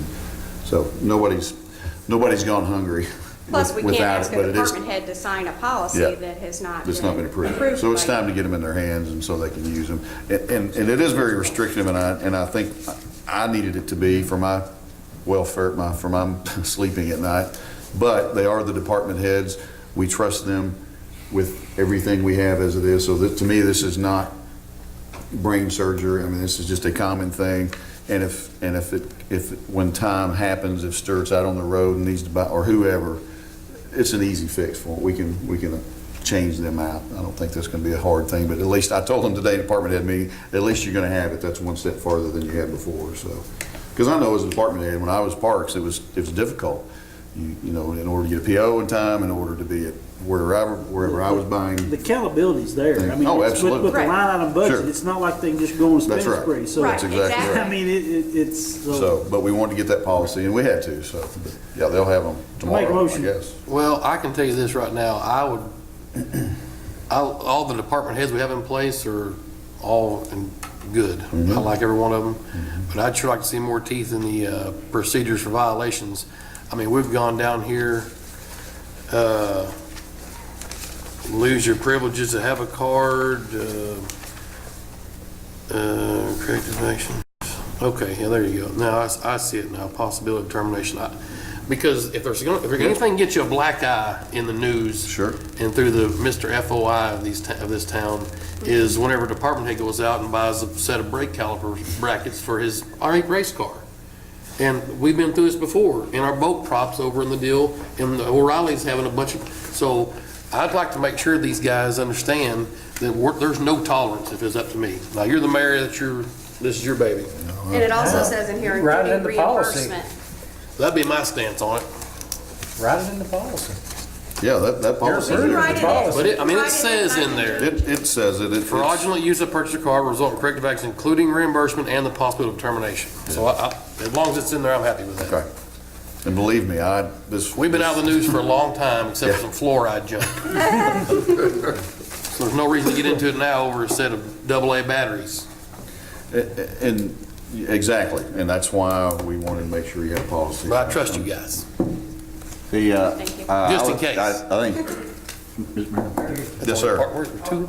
I hate to interrupt, and there may be something there that covers it, but I had a client here not long ago, and done the same thing, called rebates and awards. And you get rebates and awards through your purchase. Through the purchase. So you need to cover Yeah. those somehow, that rebates and awards, maybe go back to the $50,000 fund. You're talking about maybe like an Ace Hardware or Jaegers, and you get to scan that little side card? Or you go to a hotel and you. Yeah. Through awards. Right, and sometimes, Just write it in there. That's something you might want to look at because. Great point. Our client of mine, Great point. they have to cover it. Just write in there, rebates and awards are the property of the city of Greenwood. There you go.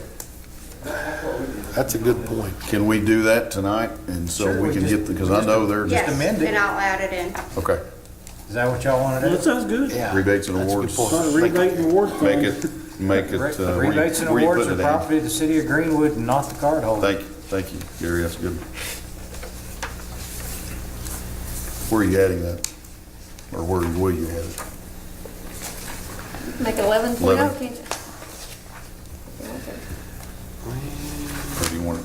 Well, it can be under 4, purchase card holder responsibilities. That's what I was thinking. So I'll Under- just add it down at the very bottom Of there. 4? Okay. Bullet point, whatever that is. Yeah, they're not numbered. Okay. I'm just putting in jail time. and I guess as Warped far sense of as humor, sorry. reconciliation, I mean, I know these days you say, oh, you want an electronic statement or you want a paper statement. We get a paper statement that will be, I guess, Right, and reported or recorded. that'll be Kristen's job as financial assistant to make sure that she has original receipts for each transaction, and we can go online daily and verify it and see what the receipts, make sure that we have the receipts and I guess I'm just trying to look for a paper trail too, though. If you want to go back, 3 months and look at that, that actual statement will be to a see. file with it. Okay. All right. you'll be more in control of it, in fact, than the credit card even, right? I mean, you Yes. have more access. Than the card we credit have, card, yeah. than- right, because this I can access anytime, and if somebody needs something and I go in and change it, if they're at the store and they need it changed, as soon as I hit the button, it's changed. You can even put it on 0 and they can't even. Yes, absolutely, and it'll decline your I think that's a transaction. good point, that we may have the card, The last the thing single we want card to we do is have. have an is apartment harder. head at a store that our card don't work. That would be bad. That's the last thing we want to do. I agree. I mean, we'll deal with the consequences later, but we don't want to do the fact that we got a city credit card or a purchase card that doesn't work somewhere Yep. because of any reason at all, Especially because in a city where you're trying to get I your mean, hotel room or whatever. that's not very, that looks like That's a black hat. big black eye. Okay. Good, thank you, Ann. Appreciate it. wait. Oh, I'm Do we have sorry. to approve that? Sorry. I'm not done yet. I made a motion. I'll second it. Motion and second. To accept that that financial policy with the change Yes. added tip we're going over there. Mr. Brown, Yes. Dr. Johnson. Is he here? He's Oh, I got up. Okay, sorry. Mr. Medical Powell, emergency. Yes. Yeah. Tim Terry. Right. Yes. Lance Terry. Yes. It's unanimous. Okay, thank you, gentlemen. Thank you, Ann. Okay, and number 5 is a resolution to increase education and training within the general fund for Brooke to take an online HR course. It's training certificate and the book. It's $1,299, and the funding will come out of $10,200 cash in bank.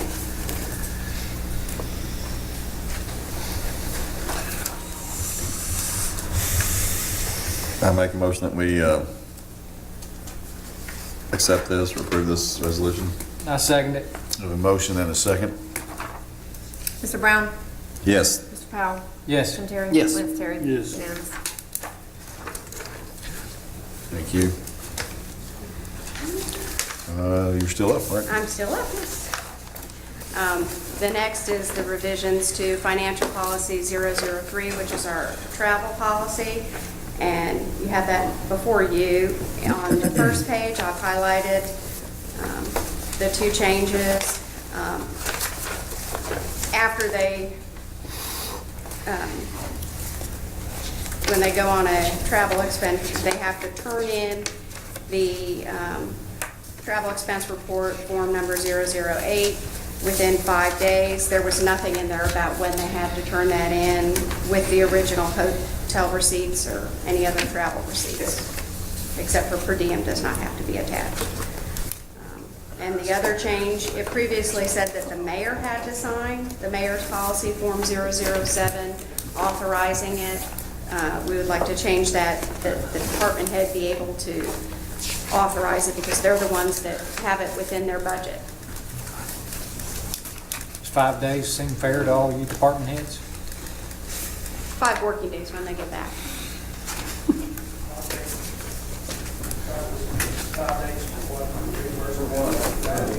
Travel expenses.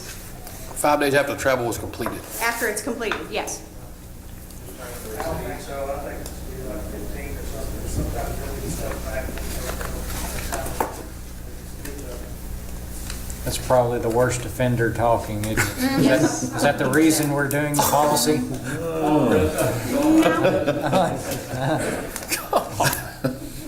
I get a bill whenever I check out of a hotel. I don't know where he's staying. Well, he slips out. Sonny and Greg and It's probably no stack of reports over there. This could turn into good You stuff. know, Rod? There's probably no stack of reports. probably. Could. Hey, he's got officers supposed to be doing this. It's fine with me. 5 days is, it just seems a little restrictive for me. I'm probably more along the lines of Stuart. It takes me a while to kind of get through stuff, but the rest of y'all seem fine. I don't think this should be termination if they go past it. We can write the it in the record. policy. No. No, they'll just get phone calls from us. You're welcome. You know, hey, we need So this turned in. what's an appropriate day for you? What is Yeah, the, but if you notify us, then. what is the limit now? Is it open-ended? Yes, it's open-ended. There's nothing saying when they have to turn it in. So anything would be an improvement. Well, it doesn't affect me, but 10 days would be easier. You want to change it to 10? Could I suggest that if it goes over that, it's for approval of the mayor? Because I have had something where it has charged my card and I didn't know it. Instead of charging the city card, I didn't find out until we got the reconciliation, that statement and the credit card. How can you deal with that, Ann? What he's talking about? Well, he'll now have a city purchase card that it should go through. That's right. Have You that should have a issue. city purchase card. We're gonna buy this. Did you come back with a revision or?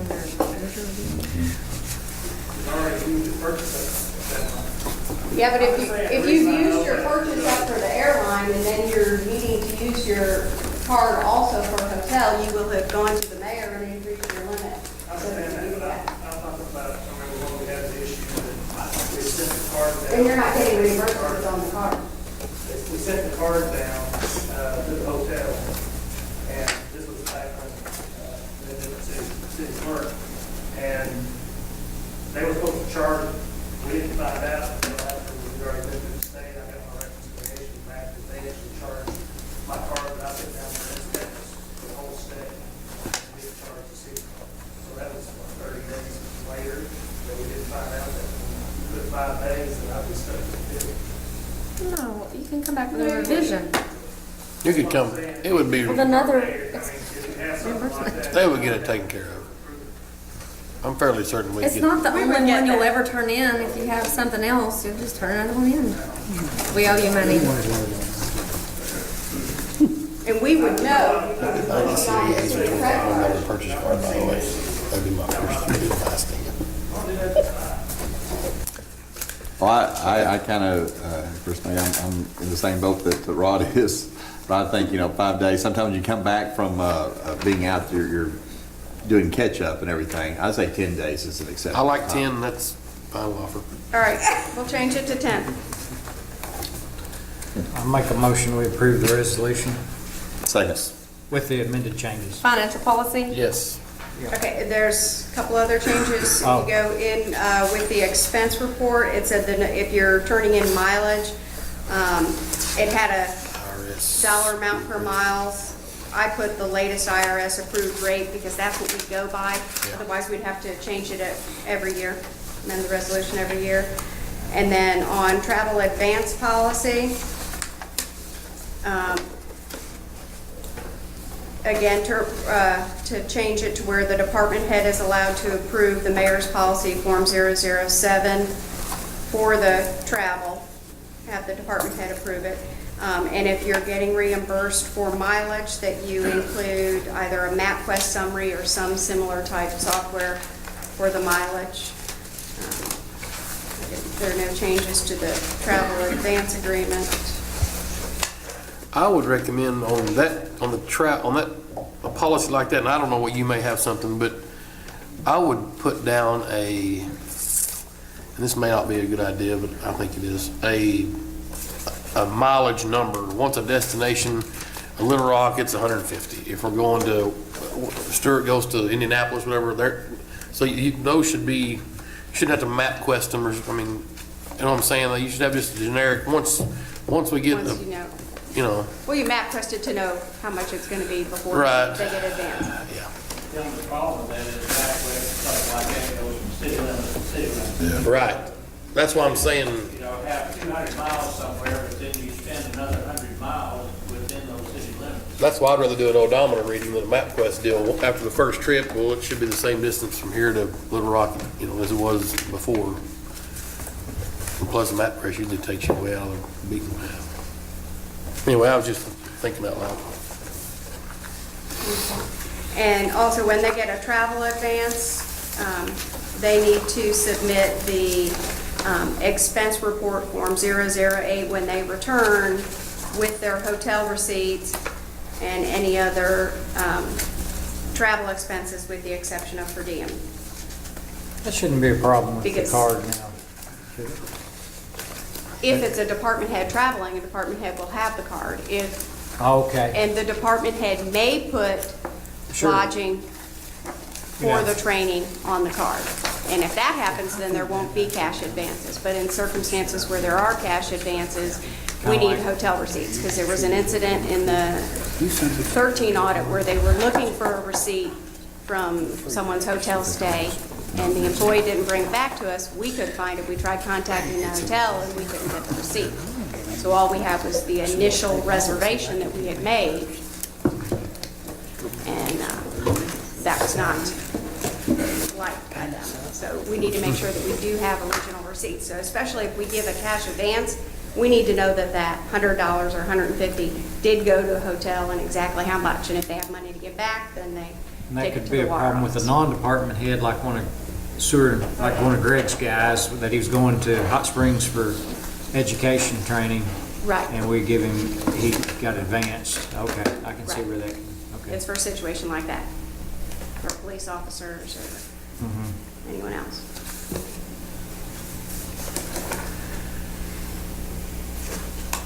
That's all.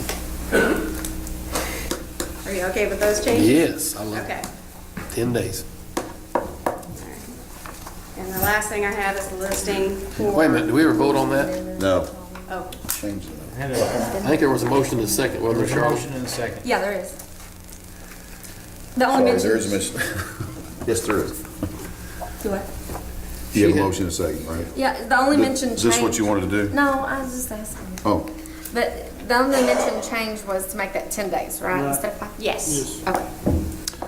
there is some question, and not that everybody's talking about it, but there's been some discussion over the amounts on these meals. I mean, is that still satisfactory with council? I mean, it's not. I don't have it $34 in front of me. Can you read it out? Yeah, it's $34, up to a maximum of That has the per not been diem revised. rate of $34, breakfast, $6.80, lunch. These are up to percentages. Have you got it in front of you now? Okay. What's the question? Does 10, think that's too much? It's just been that way for like 10 years. No, I think depending on where you are, they are not enough sometimes. It's been a long time. I don't know I how think long. since 02. Seems like, I don't know. For $6 if you wanted to. Well, you can. Well, you Mitch. could. You can. But I don't want to leave the Waldorf Astoria run down to the McDonald's and get a money. I mean, if we're staying at the Arlington or whatever, I don't want to run down There, to because the breakfast in a hotel is going to be about 3 tons. That's correct. That's correct. And it's not a big deal, but I think it's. I recommend staying Why with don't we just complimentary scratch the breakdowns of the lunch, the breakfast, lunch, and dinner, and just put $34 a day? Well, the one thing that, and I haven't been on any of these trips, but I'm wondering how many of these places that y'all guys might go on provide a lunch or. Yes. There are Oftentimes they do. Yeah, a lot of times if it's a 2 or 3 day, you've got probably 80% of your meals provided, depending on.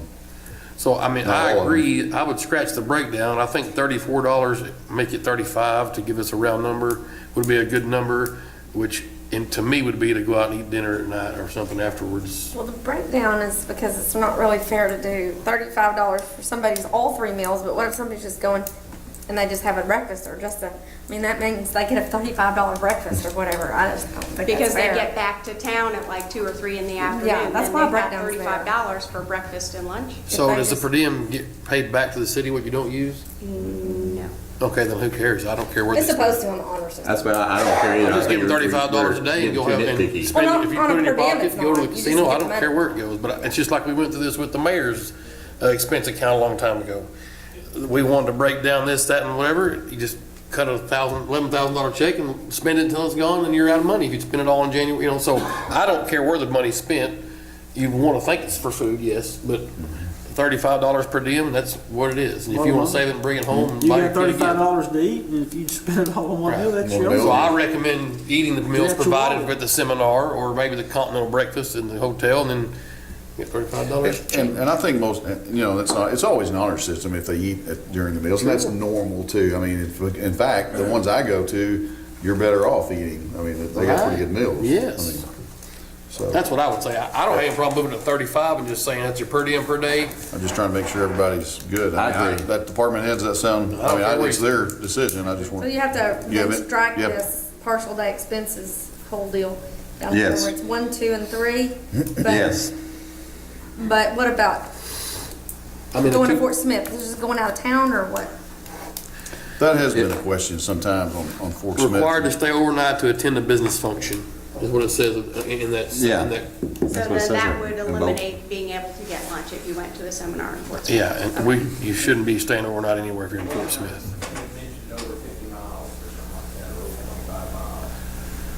I mean, typically in a meeting in Fort Smith at lunch, you are being fed. I mean, I've not gone to any, that's how I pick what meeting I'm going to be honest with you. Well, what's the farthest away, right, what's the farthest away function that there is an overnight stay? Hot Springs, Little Rock, basically for us, y'all? Right. Yeah. Yeah, Fayetteville, okay, or Bentonville. So I don't have any problem with. I would just say overnight stay because, I Right. mean. $34, $35. Yeah, overnight stay could be anywhere, but But I mean, if we're staying overnight in Fort Smith, that's a big question. you might get snowed in if That's you're. not being very frugal. We'll be spending salaries out of tax. I agree. So I think overnight covers that. I agree. Okay. But what about when it's provided? Does it not matter? If it's I don't think provided it or should, not? no, I don't think it matters. Like the meals are provided, like municipal, you know, does everybody get automatically $35? So if you're paying for the seminar, which includes meals, and then you're also giving them the $35 when the meals are already Well, included? to get rid of the gray area, it's $35 per diem. I mean, unless literally the overnight stay is a dinner gala to discuss new types of pavement. I mean, if it specifically says you're coming to eat catfish dinner, then I guess you probably, but still, I don't want to have to go through all that. So it's just $35 per diem and it's over with. The thing about it is, if you're going to municipal league, you know the meal, some of the meals are supplied. Well, you're not gonna have that receipt to bring back to justify that $35 per diem, you know, so, We don't require receipts on per diem. well, I'm just saying though. That's exactly what I'm saying. If you want Anyway. to tip the waitress $35, You talk about the there you go. honor, you talk about the honor system, okay, well, I mean, if they're going there and eat, well, they're not gonna spend the $35, so I mean, they're really, Yeah. so. Okay. It's, I think there's just been a couple of questions and we just make sure everybody's on board and everybody's. I just say. we 35. require a receipt for everything else, so why don't we require a receipt for that? Because it's per diem, Per and that was diem. the point of per diem. Per diem is so you don't. To not do reimbursements. I just say anything from partial day expenses on down, just eliminate that. Just say it's per diem $34, For overnight functions. overnight functions. And that's for like both days. You're going down there on an evening, gonna eat dinner down there, and then tomorrow, so it's two. So it'd be $70 for. Well, it's for 3 meals. I mean, it's a supper, you know, and a 24-hour period. No, I would we're say taking 24-hour meals period. out. Overnight, you get 35 each Lunch, day. and you got back here at lunch, 24-hour period. right. I would have to say I would say a 24, I mean, if you pull out of Greenwood at 3:30, get to Little Rock at 6, eat dinner, and you're back home by noon tomorrow, you're not getting $70. I would say a 24-hour. That's That's why why the we breakdown have is that in there. there, because Yeah, that's exactly that- what comes that- up. We Believe don't it or have not, that. there are those, If you yeah. take it And out. if you do that, then you're giving them 35 each day, so you're giving them 70. That's what When I'm. they're only doing dinner, breakfast, and lunch. People are gonna expect And people can- $70 and for Terry- an overnight or meal. Tim, people could, I mean, sorry, Councilman Terry, there could be some that argue, well, I don't eat lunch at noon, I eat it at 4. So, but to make it simple, because of those times going down, I think that's why it's in there, right? That is The break- exactly The right. breakdown, Here's some food That for way. thought, let's just take it out. you can't. We're not trying to make it so difficult, it's a bad idea. Well, that's, We're just- that makes it easy. Well, And you wanna go back to just reimbursed or nothing? Well, you gotta reimburse them for food. Where does it say in the big book we gotta reimburse them for food? And we ain't gotta do it at all, so, I mean, we might wanna just quit while we're ahead. Well, now, wait a minute, but I get his point, but I get y'all's point also. I guess the three, I see why you're talking about the breakdown now, because if it's a trip, you're not even going out of town for 24 hours, Yes. Exactly. you wouldn't get per calendar day, $735 or whatever it would be, $70. So, okay, I get it. in hindsight, I would like to withdraw my question. Yeah, really. That's the man, I didn't really want to make it a big deal, and it's really not. People aren't. Well, it's not a big deal, but Making people it- won't just keep I beating don't- a dead horse. I don't have, My dead horse would be to just strike it and we ain't gonna worry about it. I see why the breakdown's in there, and to make it worth a 24-hour window deal, that's good. So leave it the way it is. Yep. You want it to be $35 or $34? Oh, Charlotte. Okay, Did leave you it. really ask that? Never mind. Well, he was saying. I don't, Okay, leave it. 34 is a random number, but I Well, guess 34 is fine. We're okay, good. good. Okay. Hallelujah. Okay. so- Okay. Thank you. But we have to call for a vote, don't we? Oh, I'm sorry. Yeah, do we have a, We need a Yes. vote. did we already? Rod, vote? made the motion and. Motion second. AC second. Okay. Mr. Brown? Yes. Mr. Powell? Yes. Tim Terry? Yes. That's there. Yeah, it's unanimous. Thank you. You still got, I've lost control. I've lost my thought. We're on number 7. Number 7. Okay, and the last addition I have is the affidavit in front of you for destruction of finance department records. It's things like payroll ledgers. We have old budgets from 99 to 2006. Accounts payable ledgers from 2000 all the way up through 2008. We have to retain them for 7 years, so that's sufficient. Actually, 4 years for those, but I don't know how I need to word the motion, but I'm making it. I second it. Well, and again, so some of these that are up to 2011, those are permissible? Wait a minute, this is we just don't have on, anything, Oh, that's treasurer, sorry it's about just on that. finance department office. finance Okay, department. sorry. We have to keep Thank you. them 4 years, 7 years, and then there's permanent records. So I'm gonna make a motion to allow for the destruction of per these this 43 affidavit boxes. of these 43 boxes out of the finance department office per Arkansas municipal accounting law. Yeah. I second it. We have a motion and a second. Mr. Brown? Yes. Mr. Powell? Yes. Tim Terry? Yes. Lynn Terry? Yes. And let me, this is normal protocol. I guess I've never been a part of a State record. statute says that you need to do this in order to get rid of records. Because I'm if just you wondering why the destroy them 95 without payroll this, ledger's still in the house. It's in the fire station. Oh. This is a lot of boxes The out in the spring fire cleaning? station out there. And I need a councilman to sign these when we get done, so. Our mayor whichever pro one tem y'all- will do it. Okay. There you go. The next list is mine. And to answer your question, AC, the 2011 records are not in that legislative audit list. This is correspondence, old, like copies of things that were duplicates that were in my files that were just crowding everything up, and I really needed room. Brooke can probably attest to that. I was like full in there. And the ones that are listed with that recent of a date are like that. Now, I'm supposed to keep resolutions, ordinances, minutes, all of those are still in there. But This is just correspondence. this is correspondence and just papers. 3 big bins full. So, With that, then I'll approve of the destruction of the treasurer's records. City clerk, treasurer's office. Yes. That's a motion. Yes, that is a motion. Second. That's a motion and a second. Mr. Brown? Yes. Mr. Powell? Yes. Tim Terry? Yes. Lynn Terry? Yes. Unanimous. Quicker it gets out here, the better. Water office? Water office. Are you doing that? Huh? Yeah, I mean, just What? somebody, just look at the list and Charles. Carla went through that. She's not here, but they have quite a bit of boxes too that they're doing. It's like nothing's past 2007, so I think that's, plenty of time to spend there, so. Safety zone. I'll approve of, I made a motion that we approve of the destruction of these records in the water department.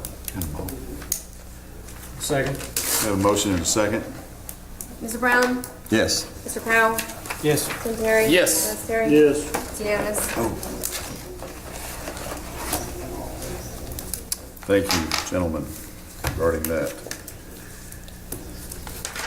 And I don't have a number 10. Is there number 10? Now, we're ready for department reports, brother. Okay, that's what I thought. Making sure. I've got a lot of scribbles here. I can't read. Okay, we'll move into department reports. Questions from council. Miss Ann, would you like to go first? Okay, the only other thing I have to discuss is city sales and use tax and county sales tax. City sales and use tax is up 9.1% last month, for the same month of last year, and it's up a total of 6.2% year-to-date. And we budgeted it at a flat 0 increase. so that's awesome. County sales tax is up 8.8% last month for the same month of last year of 13, and it's up a total of 5.8% year-to-date over what it was in 14. And police, we didn't, their first month to get taxes last year was June. So we don't know how they are in comparison. And everything else I've already discussed. Any questions? Thank you, Ann. Mr. Greg Cross, would you like to go? No, I don't need you up here, do I? Never mind, thank you. Captain Wofford, Police Department. Hey, give me that. Did you use your card for those or no?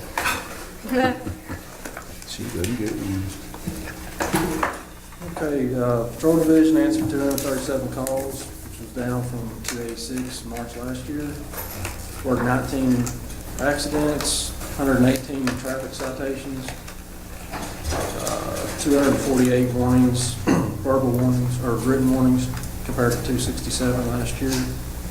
Excuse me, my voice is about gone. Last month? What's that? Last year, last month. How are you comparing that? Last year. Last year, this time last year. Right. We had 55 arrests compared to 38 this time last year. 95 offense incident reports compared to 74 in March of last year.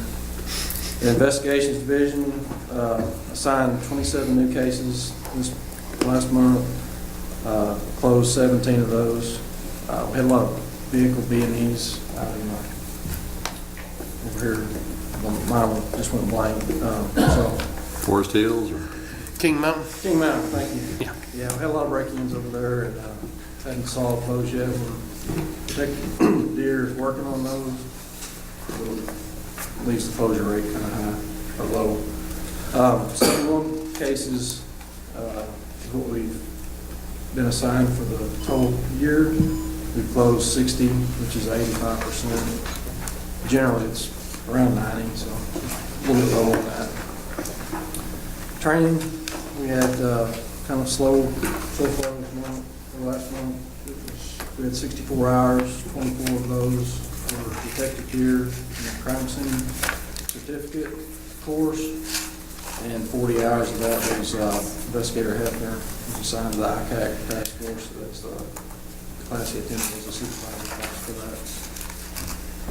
Public relations, kind of slow as well. We had a pre-K tour of the police department, fire department, city department. And we also, announcements, we had one officer resign, Cody Wade. So we are now currently accepting applications and should be posted pretty soon. I think Brooks working on that, get that posted in the newspaper. Our turnover's low though, right? Yeah, that's the first opening we've had in 3 years probably. But he was probably the one that filled that opening. Cody hadn't been here that long, had he? Yeah, that's right. Well, John Bass was our, yeah, that's first one along. Any questions, comments? I do have one question. As far, what do we, on the per diem, do we decide to keep it broke down, lunch, breakfast, like it has? As it is. Yes. Okay. That was a very egregious discussion. Rod, I like the word, I'm not making. Sorry. And then we ran in a circle. I have a note here. That's right. Thank you, Captain. By the way, Chief Dawson is not well this evening, so remember him in your prayers too. He's got some stuff going on. So. Does he have an egregious ailment? Possibly, yes. Okay, Chief Brian.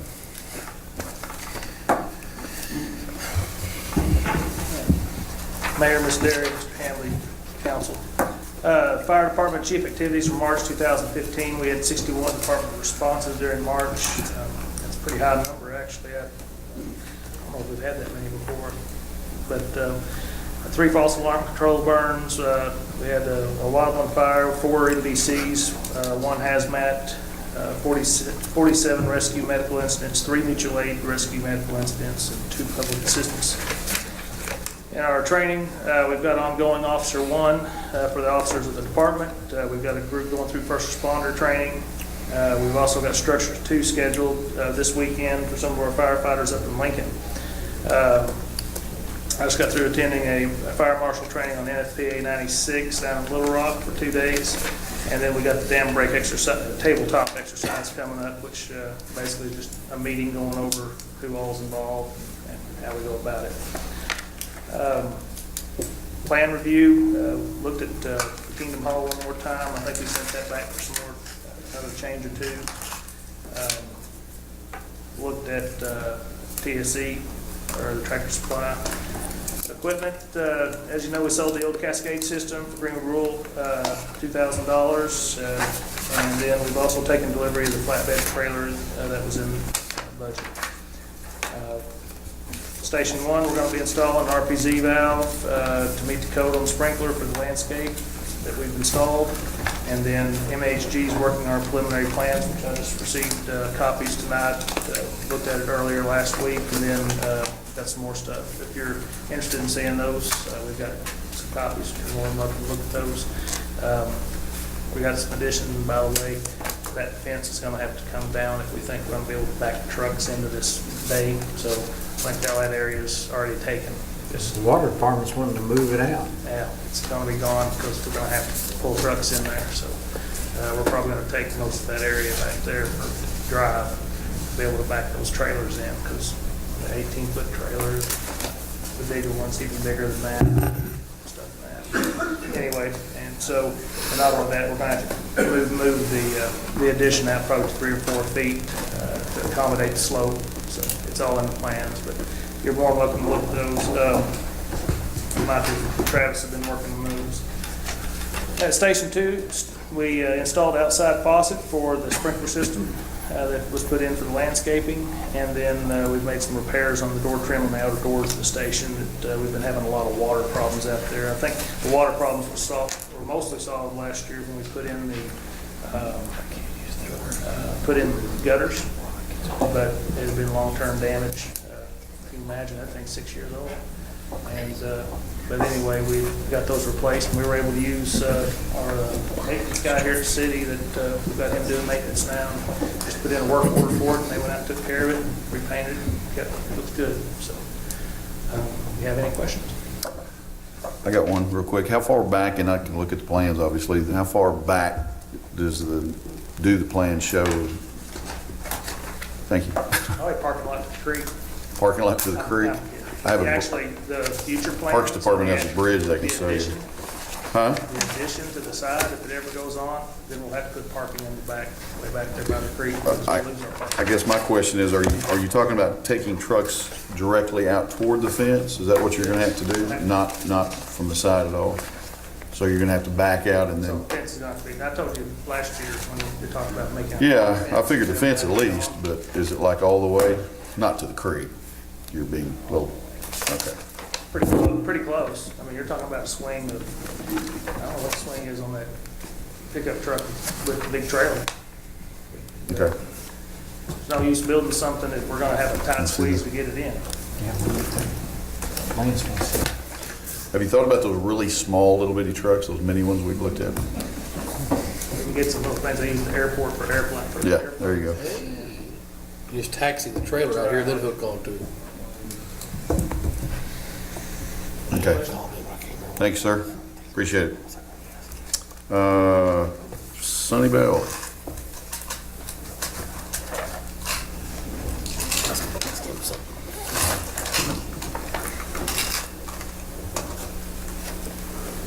Mayor, Council, Ms. Deary, you have in front of you my monthly report. Go over with you quickly. We had 3 new homes that were permitted last month, 1 addition, 2 remodels, 1 pool. 27 inspections were completed. Last month we had a total construction value of $1,181,000. School projects moving along. Concrete and steel plans were approved this month. TSC project has had its civil and construction plans approved. It's moving on. The Lutheran Church out here was approved, and the Oaks continue to add homes out there. I'd also add that we have one housing start in Meadowbrook. That means that they have one lot left in Meadowbrook to build out on, and that subdivision will be complete. Meetings that we attended this last month, I attended the Regional Alliance Frontier MPO and the Parks Committee. Don went to two classes. One was a code official meeting, and the other was an energy code meeting, and I also gave you the schedule that code officials was on. Animal control and code enforcement. Joseph had 15 code enforcement calls. He's been working on cleaning up some of these blank portable signs around town. You've seen some of those kind of come up missing. Well, that's due to his effort. The ones that are still left, he has permitted all of them, and they have paid a permit to keep them.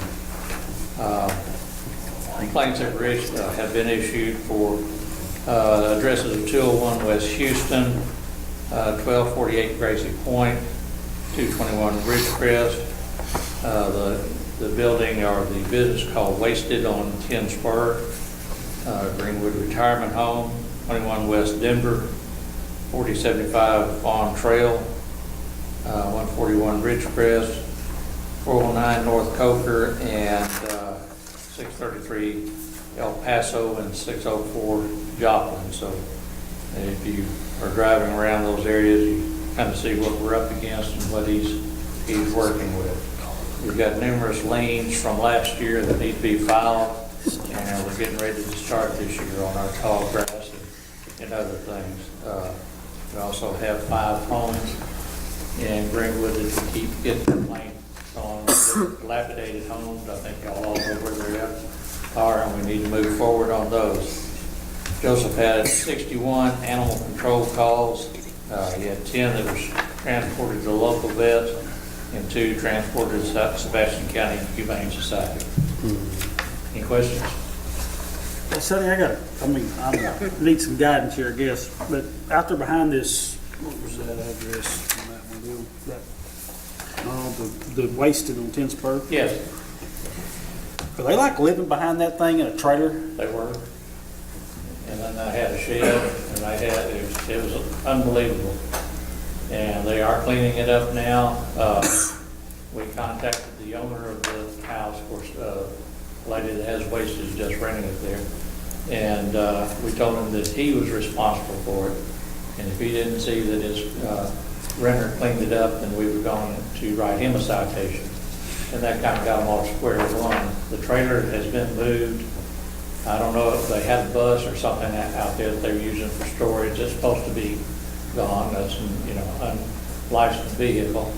And they had built a shed on the back of that house that was, Stuart went out there and saw it. I mean, it was a shanty, and they're taking that down and talking about building a deck or something. Were they, I guess my concern was did they have that trailer hooked into the waster somewhere? I don't think so. When we went out there and looked at it, they said, we're just using that for storage, and they're using it as a break room and all that. So there's no telling. Lance, it was pretty nasty back there. I don't know how, the people next door to him at the lube shop, I don't know why they didn't complain. Right. I went over there and walked through it, and then Joseph and I think Stuart went out there with him, and they're just a junkyard. It looks like a junkyard right now, out front, so. Well, and Joseph said something about, what about this sign out here, that's one of those blank portable signs. He said, well, like I say, it's for sale. Well, if it's for sale, get it out of the front there, because it looks like they just back up trucks and drop stuff off and leave, so we're going to stay on it. I think that's kind of the point of the store, but I agree it needs to have a little bit of it. Do I? I think that's kind of the point of the store, just wasted items you can go buy. Yeah. Basically, an antique store, but. Well, it needs to have a little bit. Another man's treasure, but I don't want to see those treasures. Yeah, it needs to have a little bit, and if you're gonna have them, at least get them in during the night and. We had the same problem when she was down on Main Street. Yes. And I thought when it moved out there, everything was gonna be all right, but it just got worse and worse. So they have cleaned up the trailer in the building? They are cleaning up now. I'm sure the trailer's gone, but I'm not sure about the bus. But he's kind of in contact with them just about every day to know that we're watching them. And Cool. Any other questions? Thank you. Thank you, Sonny. Appreciate your work. Joseph, if you don't know Joseph, you get to know him. He's doing a good job around town. And I continue to sing his praises. I know the police department has worked closely with him too. He does a good job. Street Department, Mr. Joe. Mayor, Council, Ms. Derrick. You're probably going to see, we had a new piece of equipment dropped off Thursday, the track hoe, and it was in operations this morning, installing some drainage pipe out at Caperton Loop. So you're going to start seeing some of this equipment around doing some things that we need to be doing. We're in our last stages of the sidewalk out on Mount Harmony and Highway 10. We'll be stripping forms in the morning, start backfilling the dirt, and then that'll be complete. Other than that, start our limb pickup, and then we've got a date on our citywide cleanup, and then that'll be posted in the mail or in the paper and possibly even on the news. You talking about the sidewalk goes up into Kings Mountain Yes. Ranch? Yes. How far up is it going? It's going up to the first driveway at this point. Is all the fake facade stone-looking deal, is that coming out of our bill, or is that something that the Clemenses wanted to do, or? No, that's us. That was ours because we had to build a retaining wall because that property owner denied giving us easement. So we Who's the had a property retaining owner? wall for safety to keep that dirt from sloughing off. Who's the property owner? They're up in Somewhere. North Arkansas. But they were not going to give it. I talked to them on several occasions, and they said the next owner could give us easement if they want to. But we had to have access for the pedestrians I've across got a the lot of highway. comments about that sidewalk. You know, Indian Hills, Greenwood West, people are saying, you know, why are you building sidewalks up into a brand-new neighborhood when I've lived here for 25 years? Paid taxes for 25 years, and you're improving their neighborhood, and they hadn't even hardly paid property tax yet. And I know I'm speaking to you, and it's really these guys. They're the ones that made the decision, I guess. But Well, I actually made the decision on that sidewalk because we're connecting two existing sidewalks that went to nothing. Sure, and I understand that. To a school. But we've been neglecting Indian Hills and Greenwood West out there in Ward 1. We've neglected them for years. We need to work on getting access out there. So, they're people. They're people just like everybody else. And they're people that we need to, that deserve some attention. So. It deserves some attention out there, I agree. So I don't, in your list of projects, I wish that we need to help out Greenwood West and Indian Hills, these people that have lived here for 20, 25 years, and provide them the same level of access into town and into the pedestrian sidewalk system. Are you looking at, money more and above what's in the sidewalk fund? I think so. I think we should extend that trail in front of Walgreens and go over and catch both those neighborhoods. You need, you don't have much in sidewalk Tie the fund. trail. $5,000, is that right? Or $50,000? 60. 70? Okay, sorry. But I don't appreciate spending money in a brand new subdivision that thumb their nose at our subdivision regulations, that refuse to build the sidewalks and refuse to put in the pedestrian access system. And then here we have Greenwood West and Indian Hills. People lived here for 25 years, and we're over here spending their tax dollars over on a brand new neighborhood. So I agree. I think the developer should have had to put the sidewalk in themselves. But I'll work on trying to find a way to identify money that we need to go down across from Walgreens along the trail and go connect, we could connect those two neighborhoods to that trail system by running that trail along the creek. So I don't know what that would cost, but we need to identify money and do it. Is Richard gone? Richard's working on part of that. That's one of the Good. projects he's looking at, trying to connect to the trail, exactly what you're talking about, Good, good. through the parks. Well, I'm all for it, and we need to continue to do it, and I'll help him find money. Does that plan have it going somewhere around out towards Westwood, around the back, Westwood Elementary, around the, Talk to me. Westwood's tied in to Walmart off the. I'm talking about from Indian Hills, Grandview. I think Michael could probably speak on that better than I could. He said in those meetings, I haven't attended too much. Michael's Trails Committee. Yeah, he's the Trails Committee, and do you have? I mean, that's the ultimate master Yeah. Right. For it to make a loop all the way around, but for the next section, maybe the part that's already ready to Bell Park and the part that's ready to Westwood Bay. The next one, the next step is to start working on the trail down through and back to Indian Hills and that Westwood area, and then loop back over from Walmart to get that connected. And try to do the You got it. next plan will be from there back to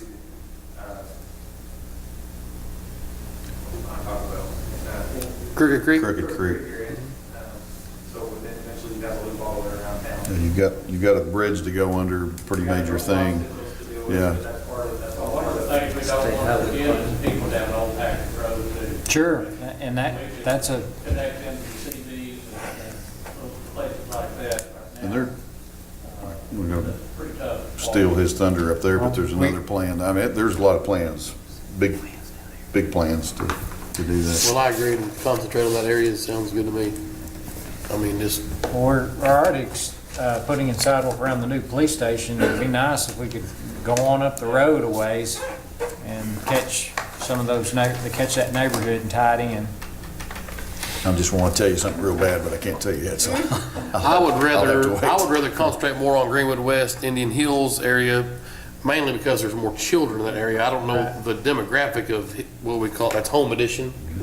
I mean, more elderly, or if you, I hate to say that, but I guess, you know what I'm saying. You're right, there's just tons of kids. Not a lot of them are gonna over go out and in walk. Greenwood West and Indian Hills, and we need to access them. And over in the home edition, it's Richard McKinney's mom and dad. I think everybody's 80 plus over there, so. Well, you'd be surprised. There's a lot of kids up there.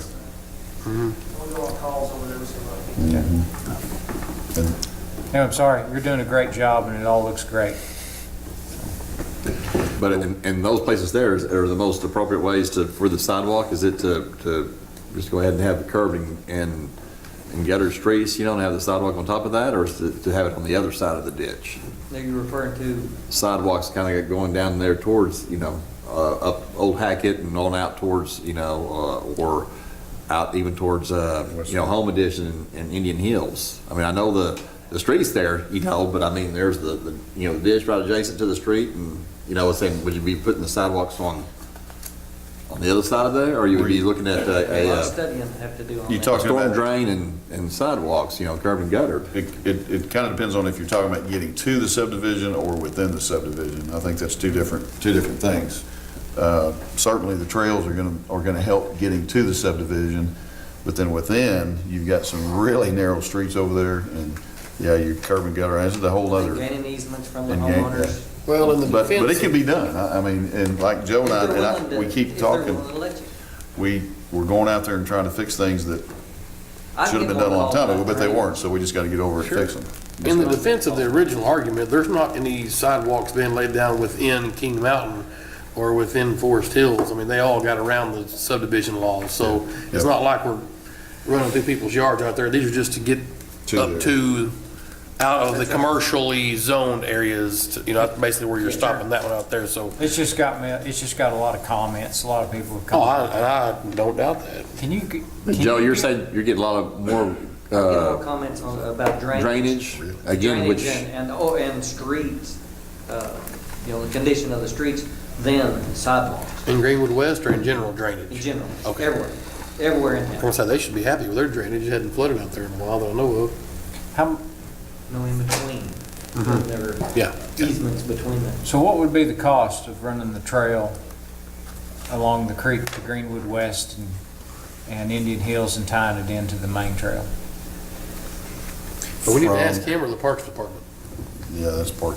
Are you talking about, the thing is, you gotta cross the creek Okay. to get to it. You gotta cross behind La Fiesta.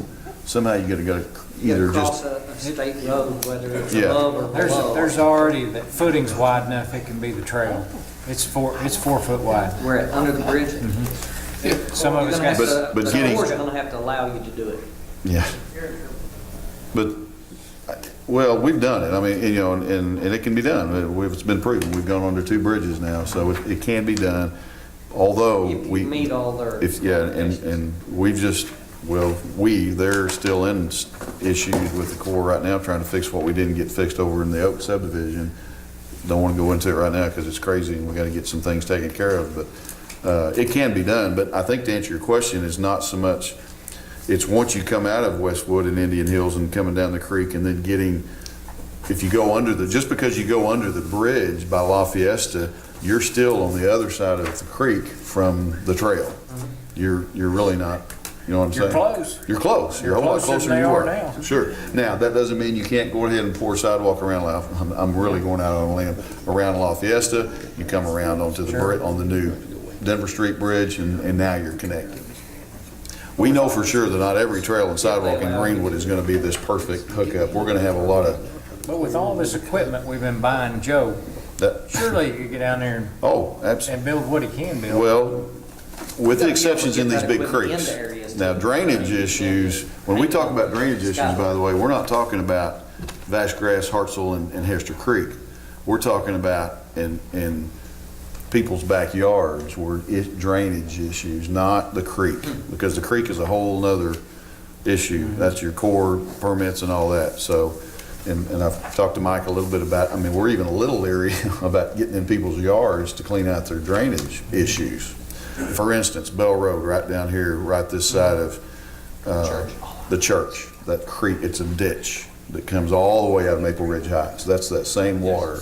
So we want to get in there and start cleaning that out, but, From the and bus. that's easy to say. From school maintenance shed to Bell Road, there's 2 water lines and 2 sewer lines. Yeah, you got across. water, sewer, but you got a whole lot of properties that, and I think everybody, and I told Joe, he's just gonna have to, I'll be right behind him.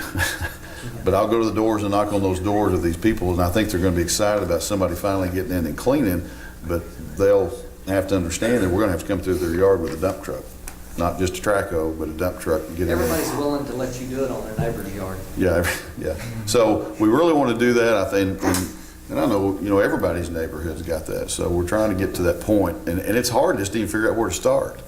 So we're going to do it, and Mike told me basically, I'm not trying to quote you, but he said there's no real paper for them to sign. We already have an easement, so we'll just have to make them happy about coming through their But yard. we've got to have an easement to get to the Yeah, easement. to get to that. To get to the easement, yeah. So. There's no access points. But rest assured, or not rest assured, I think it's good that you keep on it. I know for a fact that the Trails Committee with Michael and Rick, those guys are working real hard to connect all this stuff together. I have a feeling if somebody's complaining about drainage in their backyard and then complain about us trying to get into their backyard, that somebody's drainage in their backyard ain't gonna get fixed. So if they want their drainage in their backyard fixed, then we're gonna come through the side yard to get to the backyard. I mean, it's one of them kind of deals. That's right. I mean, It's tough. It's hard. there shouldn't be any argument at all. We're gonna come in there and fix your drainage in your backyard. If they throw a fit, well, then just blow it up and leave. And then they can complain the next time. Which is why we keep getting complaints on there. But that's what that. And the main complaint about it is it's natural growth, which is an ordinance that they are supposed to be maintaining. We take out silt. They maintain the natural growth. Yeah. When there's willows 12 inches across, then we start getting into a liability of us removing those, possibly knocking down a tree, putting or a fence, putting a tree through somebody's roof, because they're not maintaining their property. Which is my job to make Joe feel better about that, because we're gonna get in there and do it anyway. We got a code guy that can let them know about that too. We should be covered. We tore door off of a car or backhoe and didn't have to pay for it, so. To be honest I with agree you, with Tim, that's something that, you know, I guess another extension of our code enforcement officer, if we see that, you know, there's, you know, trees that are starting to grow in there, you know, that we need to start letting them know, because, I mean, I think it could be easily saying. we're kind of starting over, to be honest with you. I've talked to Joe several times, and he and I agreed to disagree that we're starting over. We're starting fresh. The ordinances that are in place that are supposed to keep those people or encourage those landowners to keep those willows out of there have not done that. And we could stand around all day, and I'm not saying we could talk about all day that, well, you were supposed to get the willows out, so we're not going to clean it. I think, in my opinion, while I'm sitting here, as long as I get to, I'm going to say, let's start today and get the willows out, and there are other things as best we can, and start over. I mean, and then, like you said, use our code enforcement officer to maintain and to make sure that, because I don't think we've had that in the past. I mean, I know we've had a code enforcement officer, but I don't think that person has been given those teeth to go, all right, from this point on, Mr. Smith, or whatever, you know, and that could go away soon, but, or, you know, at any moment, but I think it's just time to start over, and you hate me for that, but I think that's just how. We've got some creeks over off the Whippoorwill. We just got to do it. Yeah, there's. We went in, it took us, 2.5 months cleaning. Go out there right now, you can't. They're right back. So, but you know, we got to do it. I say it'll be Joe and his guys are doing it, and then turn it over to code enforcement, and then it's his job to make sure. And buddy, you talk about a job security for code enforcement. He'll be busy. So. You got to have a team to do it. Exactly, and so we'll have to back it up with Mr. Handy. Well, again, I think, with code enforcement, or I don't know, again, we've talked about this in other ways, trying to just send out notifications, I don't know if people read it when it's in their, in their water bill, they're saying, that you're required, to maintain, the areas, behind your yard or whatever it is, to say, because I think with people's turnover of property or whatever, those people, don't, when you buy a house, you don't say, this is what you're required to do necessarily.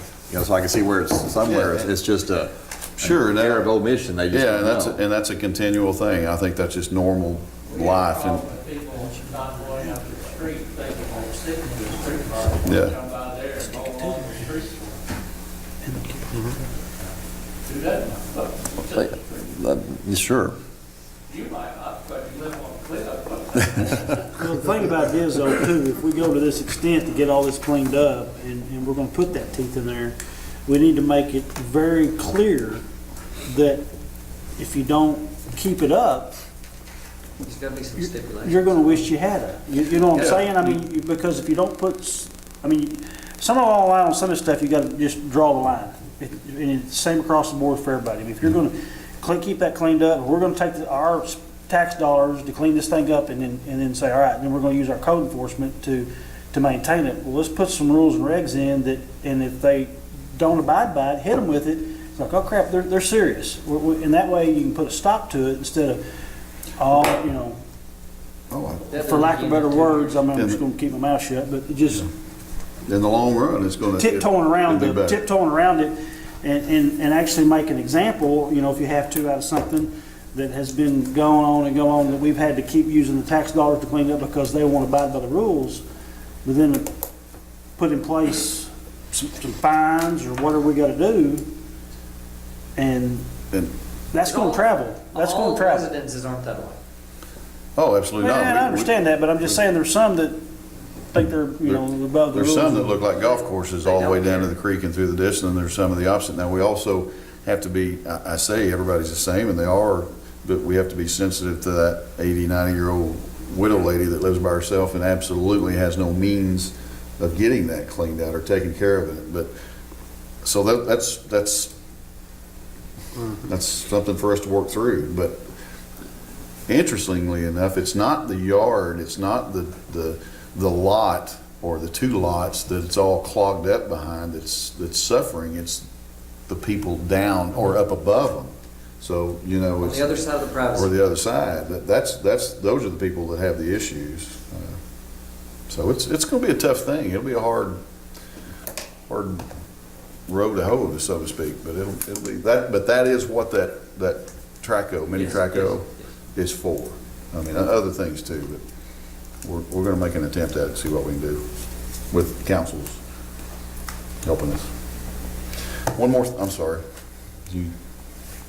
Thank you. Nope, good, thank Did y'all have any more questions for Joe?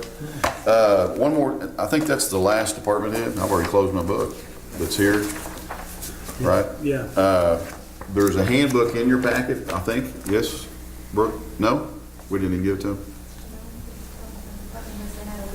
Okay, well, that's fine, and we'll get this, we're gonna get this back to you one of these days. We got the department heads looking at it and talking about it. We really gotta get our hands back, or heads back around this thing and get it approved by you so we can be running business like we're supposed to be. But since you don't have it, don't worry about it. We'll get it to you. Any other thoughts or questions or anything from council? Thank you guys for being real patient tonight. Thank you for all the discussion. I appreciate working with you and all the cooperation.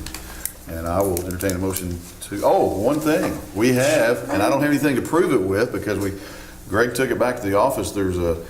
We have a star in our midst. Greg is in a magazine of like 18 times. There was everything but the centerfold, I think, of Greg Cross in there. And this was a trip to Washington. Many glossy pictures of Greg and his constituents. So, I don't know what it was for, but he's in the magazine. No, Greg's representing Greenwood well as he always does, as long as all the department heads do. But anyway, thank you, Greg, for doing a good job. I'll make a motion to adjourn. We have a motion to enter, and a word to dismiss. Thank you. Second. I think Lance second. Or did you make the motion? Good, what about you? I made the motion. Always gets you to be quiet. That's all right. You have to, one way or the other. See, you thought when I gave up giving the department head report.